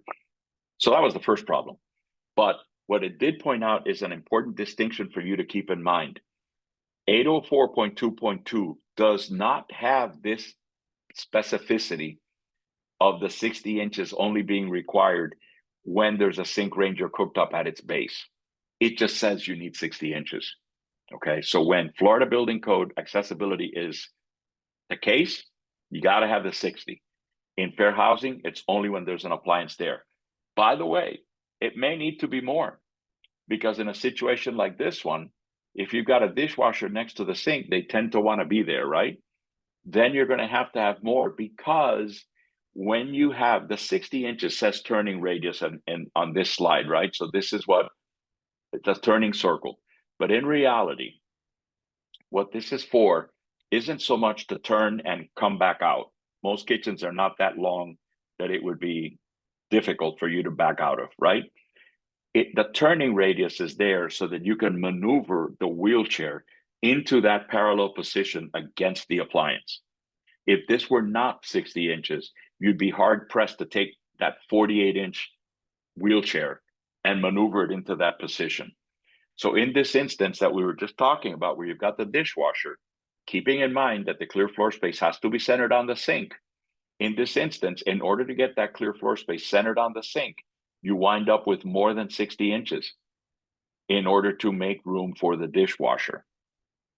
One of the other things that you have to be careful with, well, I'm going to use this one, in kitchens, is as these kitchens become smaller, even when they're 40, unfortunately, the 40-inch one doesn't have a great example.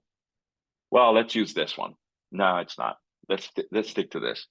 When this 64 inches is really only 40, in other words, it's not a U-shaped kitchen, it's just any type of kitchen. If you've got an appliance close to the corner where this range is, if there was an appliance between the range and the dishwasher, or if the range were closer to the corner than it is shown graphically here, you have to be cautious, because at some points, if you've only got 60 inches between here and here, and this is 48 inches, you've got 24 coming this way. There's only 6 inches clear between the end of that 48-inch floor space and the opposing appliance. Sometimes these appliances will overlap that clear floor space. So in smaller kitchens, you've got to be careful with that, because you could wind up with a non-compliant situation.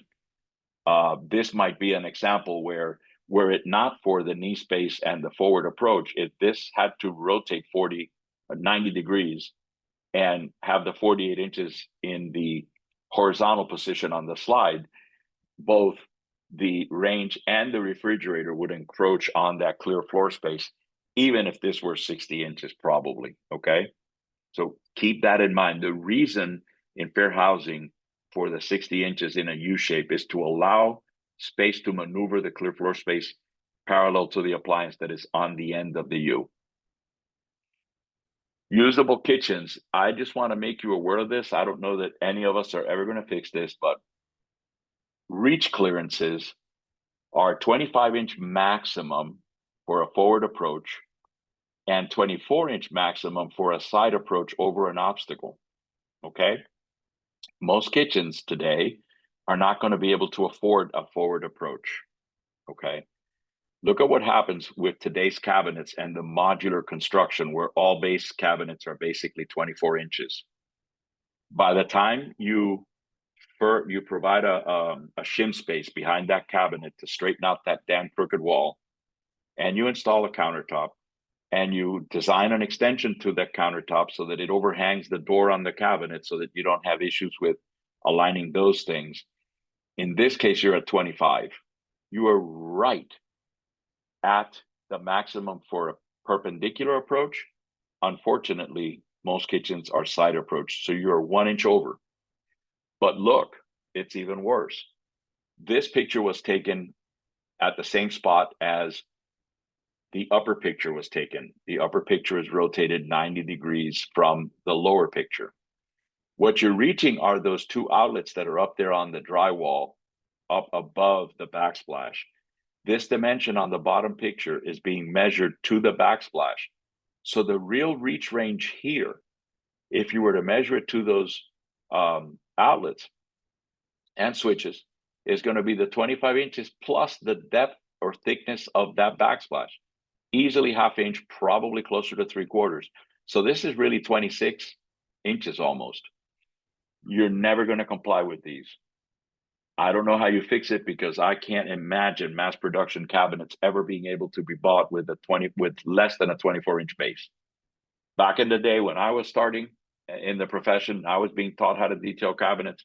Base cabinets were 22 inches, and that allowed some room for nailers, shims, and all of the other things that are required to make construction work. But right now, this is an issue that you've got to be careful. How do you solve it? Try and keep outlets away from dead corners like this, which is usually a good thing anyway. By the way, the requirement for outlets in fair housing is not that all of them be reachable.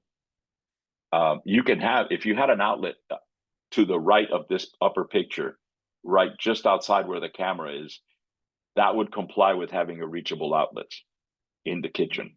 Okay, so keep that in mind. And if you read that specific requirement, you'll see that there's some allowance. Now bathrooms, this is the last piece. Oh, God, we're almost at 4 o'clock. There are two types of bathrooms, Spec A and Spec B. And the significant difference, let me jump to this one, is in the placement of the clear floor space for the fixtures. In the Spec A, you are allowed to approach the bathing fixture through a perpendicular approach such as this. This gives you the opportunity to have a fairly normal 5 by 8 foot bathroom. May not work at 8 feet depending on, what size cabinet you have. But a Spec A, the requirement in both A and B is that the door swing that you have to have a 30 by 48 inch clear floor space in the bathroom clear of the door swing. You don't have to be clear of the door swing for the clear floor spaces of each appliance, as long as there is an additional one in the bathroom. In a Spec A, if you've got multiple fixtures, each fixture has to have the clear floor space access. So if you have a double sink, you've got to have clear floor space centered on each of the two sinks. And remember that it has to be centered, just like it does in the kitchen. So that means that this sink can be no closer than 24 inches from the end wall of this bathroom in order to place that 30 by 48 inch clear floor space centered on the sink and in that room appropriately, okay? And with smaller bathrooms, you've got to be careful with these fancy imported toilets that all the big time developers buy because they're fancy. They really buy them because they're imported and they're cheaper. If you get a really long toilet in a really tight bathroom, you could wind up in trouble here. But you are allowed to access the tub this way. In a Spec B, the operative difference is that you have to have the 30 by 48 inch clear floor space for the bathing fixture parallel to the bathing fixture and aligned with the control wall. So what happens is it makes the bathroom larger. You see here the 30 by 48 is alongside the tub up against the far wall, which is where the controls are. Again, the door swing has to be clear of that 30 by 48 space that is required to be in the bathroom. The advantage to a Spec B is if you design one bathroom in the unit as a Spec B, doesn't matter which one it is, if you got multiple bathrooms, none of the others have to be compliant with either A or B. You can have a single Spec B bathroom in the unit and be compliant. The other operative difference is that in a Spec B, if you have multiple fixtures, only one of each needs to have the clear floor space. So the obvious thing is the dual vanities. Only one has to have the clear floor space. It makes a difference in providing a clear floor space for what I'm going to call an outboard vanity or sink, outboard of the wall behind you, and not get into the space of the toilet. But the other thing is, get this, a tub and a shower are both bathing fixtures. So if only one fixture has to have the clear floor space, you can have it for one and not the other. This confuses a lot of people. I've had people say, no, you got to have it for both of them. People meaning experts on the other side of my argument. And they're both bathing fixtures. It doesn't distinguish between shower and tub. So that is the operative difference between A and B. The most important one is if you are able to design a Spec B, only one bathroom has to meet that requirement. The rest can be anything, okay? And then the approaches to the toilets are like this. You have to, a lot of people wonder, well, why are these two? They're basically both the same, but they're really not. This is strictly for a side approach. This allows a forward approach, and that's the reason you need 10 more inches. Simply because if you pull in here on a forward approach and you don't have that 10 inches, you can't close the door behind you, assuming that the wall is here, right? The 15-inch clearance to the nearest obstruction on the inboard of the bathroom side, or in other words, the cabinet, that's important. Okay. And in the next one, you're going to see that there's a maximum. By the way, fair housing is still holding 18 inches. You'll see that the maximum projection is 24 inches. And that is because this allows a kind of side approach to this toilet for transfer, right? So you can go this way. If you want to do a forward transfer, you can go this way if you're going to do a lateral transfer. And so in order to preserve that, you really have to stay within that 24-inch max. So the one on the left is acceptable. The one on the right is not, primarily because of the 36 inches. Clear floor space at lavatories. I've already covered this, so I won't spend any more time on this. You're welcome to download this and have it for your own use. Tubs are kind of interesting. There's a couple of different ways that you can have this approach. This is a spec B. These are both spec A's. If you're going to do this, you would need a knee space underneath the lavatory. And in this case, you need the extra width, and then this has to be clear underneath. But remember, you can also approach it straight on. This is just greater access, if you will. Showers. When you open up the section to showers in the design guidelines, the very first line says that guidelines have no specific requirements for showers, but in fact they do. And that requirement is only that the clear floor space for the access to the shower has to align with the control wall. Okay, not the head wall, not the shower wall, the control wall. Okay. 36-inch minimum depth, no specific length, no specific requirement for curbs. You can have a curb if you want one, or you can not have a curb if you don't want one. One more exception. Oops, sorry, thought I had a graphic for that. When that shower is the only bathing fixture in the unit, then it must be minimum 36 by 36 and be provided for transfer, which means that in this instance, you also have to provide, you don't have to put the seat in it, but you also have to provide backing for the seat wall so that if a seat is necessary, it can be attached. To my knowledge, there is not a maximum depth in that instance. But in reality, if you get much more than 36 inches in depth and that person has to transfer to a seat, they won't be able to reach the controls. So you have to be cognizant of that. I suppose there's some arrangement that you could make to put the controls on the other side, but anything that you do beyond that is going to be kind of out of the box. Okay. So I'm going to go ahead and leave this on here so you have my email address. If anybody wants to reach out, you're welcome to. I'm going to try and answer as many of these as I can, and I will stay on beyond 4 o'clock if any of you want to stay on. ADA parking for condo pool accessible to visitors. Yeah, I think we talked about that. You need at least one if the pool is, if the pool is remote.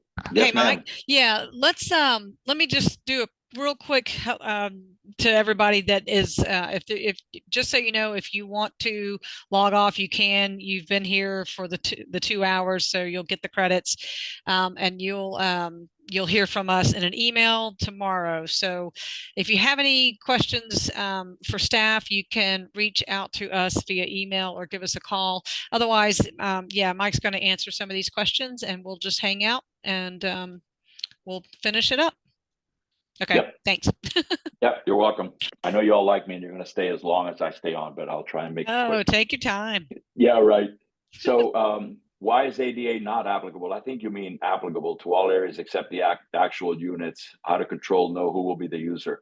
ADA is first of all, it's not ADA, it's fair housing.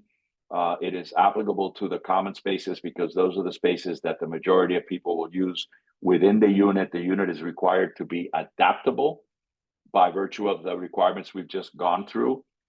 If a unit owner needs the adaptability, they can implement that. ADA vehicle parking spaces for commercial. Hey, George, restaurant use, is it 12 feet? Yes, for Florida building code. ADA.gov states van accessible spaces must pick one or two. Option one, be at least 132 inches wide, have an access aisle at least 60 inches wide, and then have no more. Yes, that's correct. Again, ADA, okay? But there's no requirement in fair housing for van accessible spaces. Refer to the local AHJ and ICC Chapter 4, Section 454 for public-private pool access requirements. Thank you, Stephen. I see this often, and the result in lazy, superimposed years of wound-up unnecessary work. Okay. Try to decide within the inside out if you know what I mean. Yeah, I think in reality, with fair housing particularly, if you just think about how people may have to use that unit, it's a great way to start approaching things. And let's face it, we're all getting older. We're all going to wind up, maybe not in a wheelchair, but we're all going to wind up needing more space, more assistance. Can you reverse the door swing? There's no prohibition against swinging the door in any direction. The one exception would be the unit entry, and that would rely on fire requirements. So you can have, most are in swing because it's simpler. If you have outswing, the fire department is usually going to want you to have some clearance so that you don't swing it in the face of somebody running to get the hell out during a fire. So that's going to be variable. Will the clear floor space work if they eliminate the closer and latch? In that particular instance, yes. As I said earlier, the spring hinge is not considered a closer, so there actually is not a requirement for the clear floor space or the maneuvering clearance for the door. Can a towel bar in an FHA bathroom encroach into shower maneuvering area? Yeah, I would think so. I don't see any reason, because bathrooms are so small, and again, you're inside the unit. There isn't that big heavy duty caution to use inside, or that you use with, for instance, the example I used with the paper disposal at that door. That's a common space. But isn't the trash dispenser within the 8 inches from the door? I'm not sure I understand that. The trash dispenser in that instance, because of the approach of that door was a strike side approach. The clear floor space, sorry, I keep mixing the concepts. The maneuvering clearance for the door extends 24 inches back from the strike side of the door towards the inside of the bathroom in that image. And so that would have been in it. Our doors at stair shear walls in violation of clear floor space. The recesses can reach 12 and in 24 inches thick walls. Yeah, I've actually marked that on some of the peer reviews that I've done within the last 4 or 5 months. Because of the structural requirements of the building, you wind up with thick walls, whether they're columns or just 12-inch thick walls. And you've got to be very cautious with where you place that door within the thickness of the wall if you don't have the clear floor space, or provide the clear floor space. Reach range, yes. No, except for the issue that we discussed in the kitchen. There are reach range requirements for equipment and for controls. Generally, fair housing, I believe, is still at 54, not 48, which ADA changed to. And then the one we discussed with the kitchen, that reach range over an obstacle is still in play. Do you need door maneuvering area inside a fire staircase? Yeah, there's no exception in any of the standards for the location of the door. It's just, the requirement is hanging on the door, no matter where the door is. So I have to say, yeah. Let's see, really, design builder, owner have a say, usable knowledge. Sorry, I don't quite get that. Maybe if you rephrase it, I'll answer it afterwards. Thanks for the link, Kevin. Door must provide access to your loved one's size is relative. True. My brother had to use a wheelchair the last few months of his life, and because of his size, he had a very wide wheelchair. He lived in a 1940s house with a corridor that was just under 36 inches wide.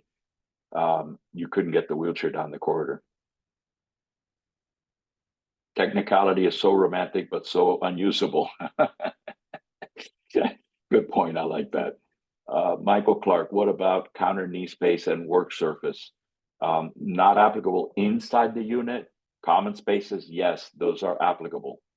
And you A117.1 or any other chosen safe harbor is going to have similar requirements.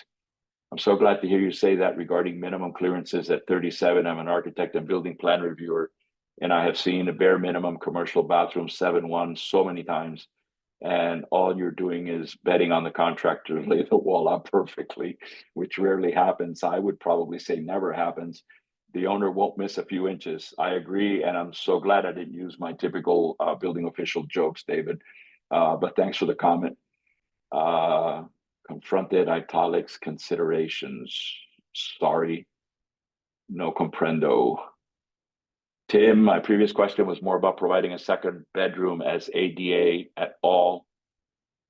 Bed clears, door clears, mounting heights, not so much about accessible route as you answer. Love the other issues about the accessible route. Yeah, so with fair housing, and remember, we're in fair housing, there's not a requirement for an accessible bedroom. Now, that doesn't mean that you can't provide one if there's a reason for you to want to provide one. When you get to that, then the requirements change, because even under UFAS or if you look at accessibility code, you have your 48-inch reach range kicks in, your maneuvering door clearances at doors kick in, all of that stuff kicks in. But for fair housing, there's not a requirement for any of the bedrooms to be ADA accessible. So how do you deal with the high sills at the doors? Squirrel. Sorry, that's all I can say, Alan. Unfortunately, HUD has been unwilling to come down with a decision on the issue, and so we have to live with whatever we can. The best example I have done is suggest to the people that I'm working with to consider those rubber threshold ramps, because they're the most easy to use. They're still a bit heavy, but not as heavy as a metal one. What about garbage disposal under the sink? That typically guts into the knee space. Yes, you will not be able to have one if you have a sink with a perpendicular approach, because it'll be in the way. However, keep in mind, you can provide a parallel approach to the sink. It does not have to have knee space in the unit. If you have it out in a common space, then you will run into that problem. Michael, in a stack washer dryer condition, is the dryer considered accessible? If not, does a route have to be provided to the appliance? No, in fair housing, there's no specific requirement for washers or dryers. So there's no reach range issues. The only reason I showed that accessible route to that washer dryer closet is because as a closet, it is a space in the building or in the unit. And technically, you have to provide an accessible route to all of the spaces. You have to have a range, a distinction. Hey, help another human being. Okay, sorry, I'm not sure what you're asking. Rush, 60-inch clearance required from countertop to countertop or face cabinet to cabinet face? So here's the thing. If you read the guideline, it says face of cabinet, but it also says to countertop. So I normally go with face to face of cabinet. If you want it to be the most restrictive, you would use countertop to countertop. In most instances, unless you've got a decorative countertop end, you are going to wind up with a countertop edge that is roughly in line with the face of the cabinet front door. You don't usually get much of a projection beyond that, but if you do, then you've got to be cautious with that. What is the back out distance? There really isn't one. I'm just making the point that the real reason for that 60-inch turnaround is to be able to maneuver the wheelchair so that you're parallel to and centered on the appliance that's at the end. Backing out, I would say, if I was asked professionally, what would be the maximum backout distance that you would design for? I would probably say no more than 48 inches, just borrowing from other requirements that are in the ADA for accessible routes. But in reality, there is no such distance, not specified anyway. In kitchen use, 64 is really 40-inch. Okay. George, what about a double compartment sink, center of both or center of each? No, it's center of both. And so the difference here, good question. Thank you for asking that, because I kind of rushed through that. If you have double basin, equal size, center of the sink, if you have unequal side, so that you've got let's say a narrow basin and one that's double the width of the first one, then you center it on the dimension of the top of the sink. So, if it's a 36-inch wide flange to flange with two basins in it, hit it at 18 inches. So that's exactly the way the guidelines specify that. Can you clarify required opening width of sliding doors to balconies? You have to have 32 inches clear. What happens is you've got to have that clearance when that door is slid open, when the operable panel is slid open, and that's your 32 inches. It's net clearance. Keep in mind that when a sliding glass door opens, not only do you have the handles that can't clear the adjacent panel, so they have to project from it, but you also have usually stops in the track of the sliding glass door, or interlocks that generally keep a couple of inches of that sliding panel outside.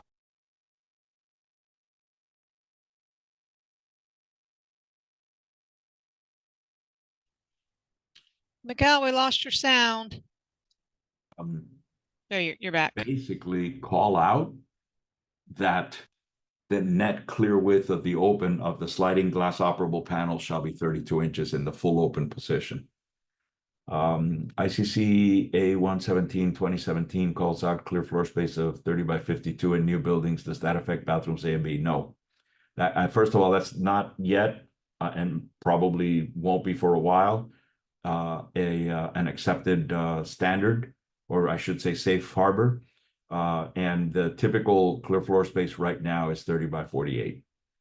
So unless you're working in ICC, in an ICC code situation, and it specifically references compliance with ICC A117 2017 for that clear floor space, you're still at 30 by 48. Michael, is there a provision for the water closet grab bar to be less than 36 inches in Spec B? There's actually no provision for the length of the grab bar. There is a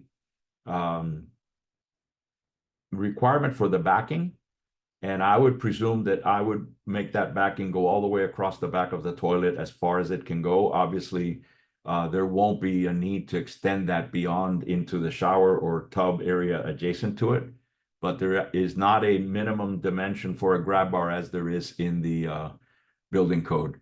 Excellent presentation with credible knowledge. Well, I'm glad you thought I was credible, because it's news to me, but thank you, William. I appreciate it. And thanks for joining. Bruce, good seminar. Thank you, Bruce. Cognizant of the controls. Yeah.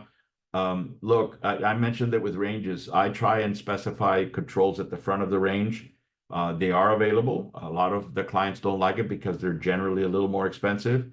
I also try and specify push button controls just to make it more usable. Don't always get my way, but it's on my plans. And if somebody wants to ding me for it, I just turn around and say, blame whoever made the decision to not follow my drawings. Regarding kitchen clearances, is a parallel access range considered safer than a straight-on approach cooktop? Yeah, I mean, look, absolutely. If you have a cooktop and you want to have a straight-on approach that requires knee space, the user is going to be under that cooktop, and anything that spills is going to wind up spilling on the user. And things that are on a cooktop or a range are usually hot. I mean, those are not refrigerators. And so you're going to wind up burning someone. And keep in mind that someone with disabilities of the legs may not have feeling in the legs. So this person could be injured and not even know it. So, you know, be very cognizant of that, to use a word that was just used a little while ago. Thank you for the compliments, guys and ladies. What about commercial? Not sure what you're asking about commercial, but commercial would be all strictly Florida Accessibility Code for building construction. If you're talking about a commercial for my services, sure, ding me up on my email. Stephen, Best Bath provides a 3x5 shower stall with center located.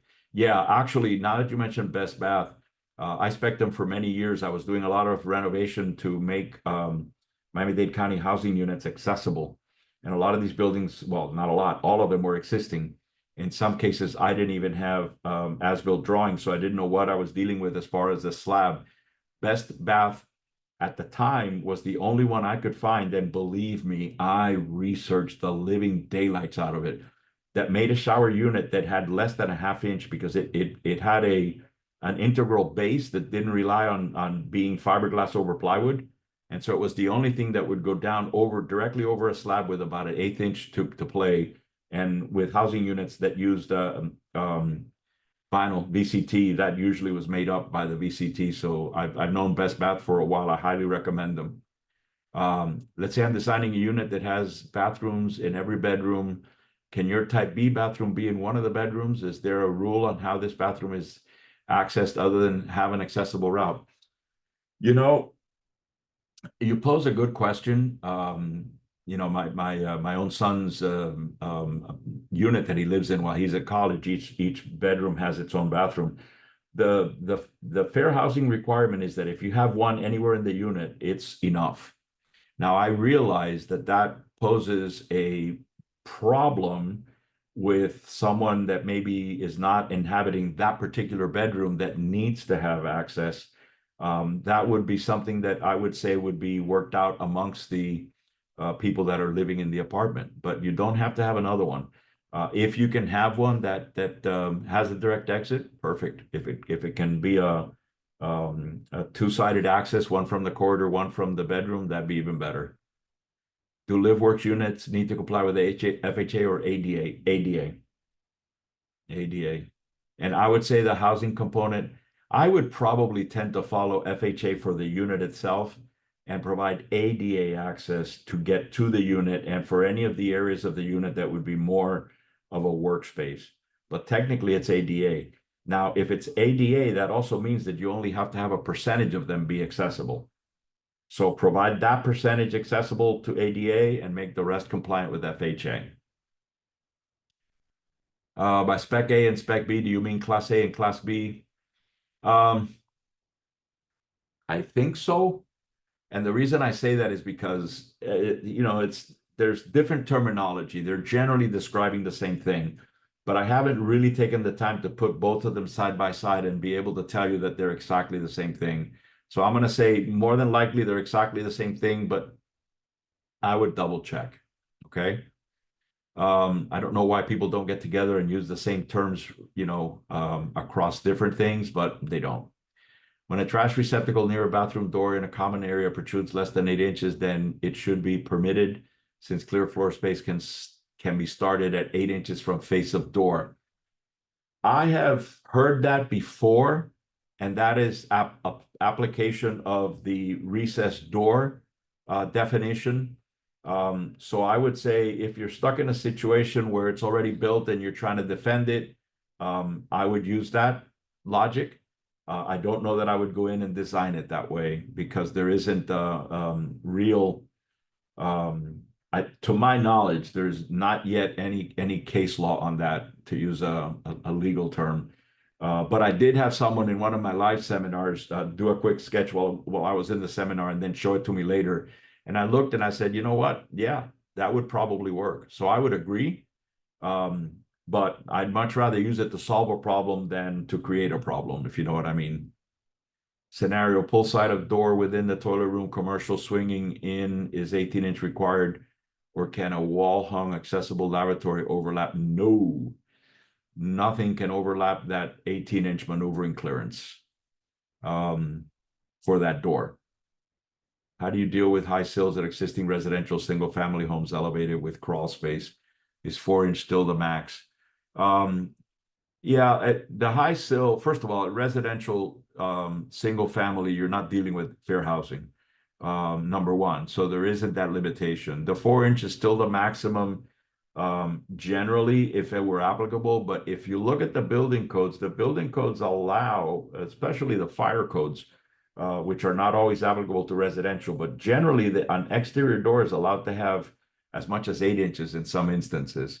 So I would revert back to the requirement for life safety and use that as a maximum, because you don't have applicability of fair housing in single family. Unsure if you answered this already, but what about residents in an apartment building that rent their apartments for an Airbnb? An Airbnb, I would say you have to comply with ADA, because that is technically transient lodging, even though it's called short-term rentals. But it basically functions the same way.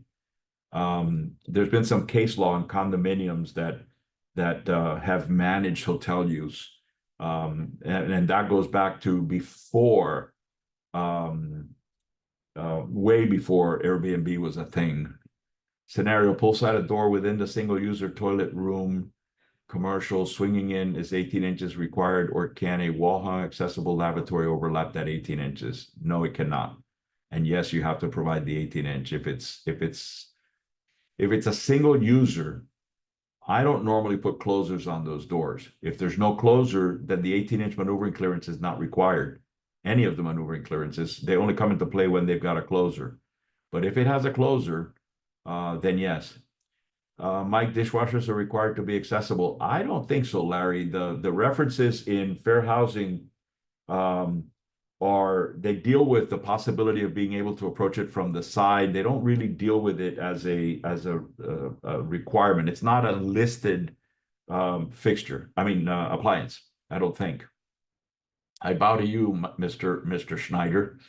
But I'll double check it. So next conversation we have, we'll discuss that. 60-inch professionally is designed to back away, clear away, net clearance away from you, operable from opening as who you be acceptable harbor. All right, don't get that completely, but the 60-inch design obviously works to back away, to turn around and exit forward facing. But in fair housing, the reason for the 60-inch is to allow the wheelchair user to maneuver the wheelchair into a centered parallel position against the appliance. As an architect, I will push button away. Yep, I agree with the push buttons. I see you were a fan of the Click and Clack brothers on NPR. Great presentation. Thank you, Denise. Excellent. Yeah, thank you, Alfonso. Professor Rodriguez. Oh, dear God. Thanks for a great presentation. All right. Thank you, buddy. Good to have you on. Peter, good presentation. Thanks. Thank you. Thank you, everybody. Very educational presentation. Like I said, I learned a few things during that. Spec A and Spec B, do you mean Class A, Class B? I think I've already answered that. I don't know that there's a difference. I think it's just a different use of terms by different code writers. But I'd have to sit there and literally look at it. Let's see. I think I've gotten to the end. Oh, what is the difference between Class A and Class B? Oh, same question. And I've already answered that. So I think I've covered all of them. Bennett, I am going to have them send me this and read it. Well, actually, are you still here? If you are, I'm going to try and answer really quick. After years used, they decided to not maintain it due to cost. My client wanted to lease office space, but after continued excuses from the lease party, could not occupy the space. Whoa. Is there a specific ADA statute that would apply to the owners of the common areas of the condominium, the elevator amenity? So the question is, mixed-use condominium that is 3-story, it is a public accommodation. It does have an elevator, but after years of use, the homeowners association decided it would cost too much to maintain it. So the elevator is inoperable. Is there a specific ADA statute? There is, I cannot point you to it, but under the, if you look at ADA, and the building code has a similar requirement, but ADA in the written text, if you go into the Federal Register, there is, I think, a direct requirement, if not an implied requirement, that the accessible features of a building have to be maintained in operation. And I know that for Florida Accessibility Code for Building Construction has the same requirement. I am going to look them up and shoot it back to you by email. I'm pretty sure that I don't have your email, but I'm pretty sure I know where to get it. So I will be in touch with confirmation on that, but there are. And as to the ADA, yeah, I think that's just technically, and and the thing is, if your client is not impaired, they don't have any standing to sue for ADA compliance. But I would imagine if you went out and looked for somebody that was, it'd be a great case. Thanks for hanging on to get to be officially the last person answered. It was posted at 2:59. It is now 4:26. If you didn't get that answer, I will make sure that you get it by email. And that is it. I am out of here.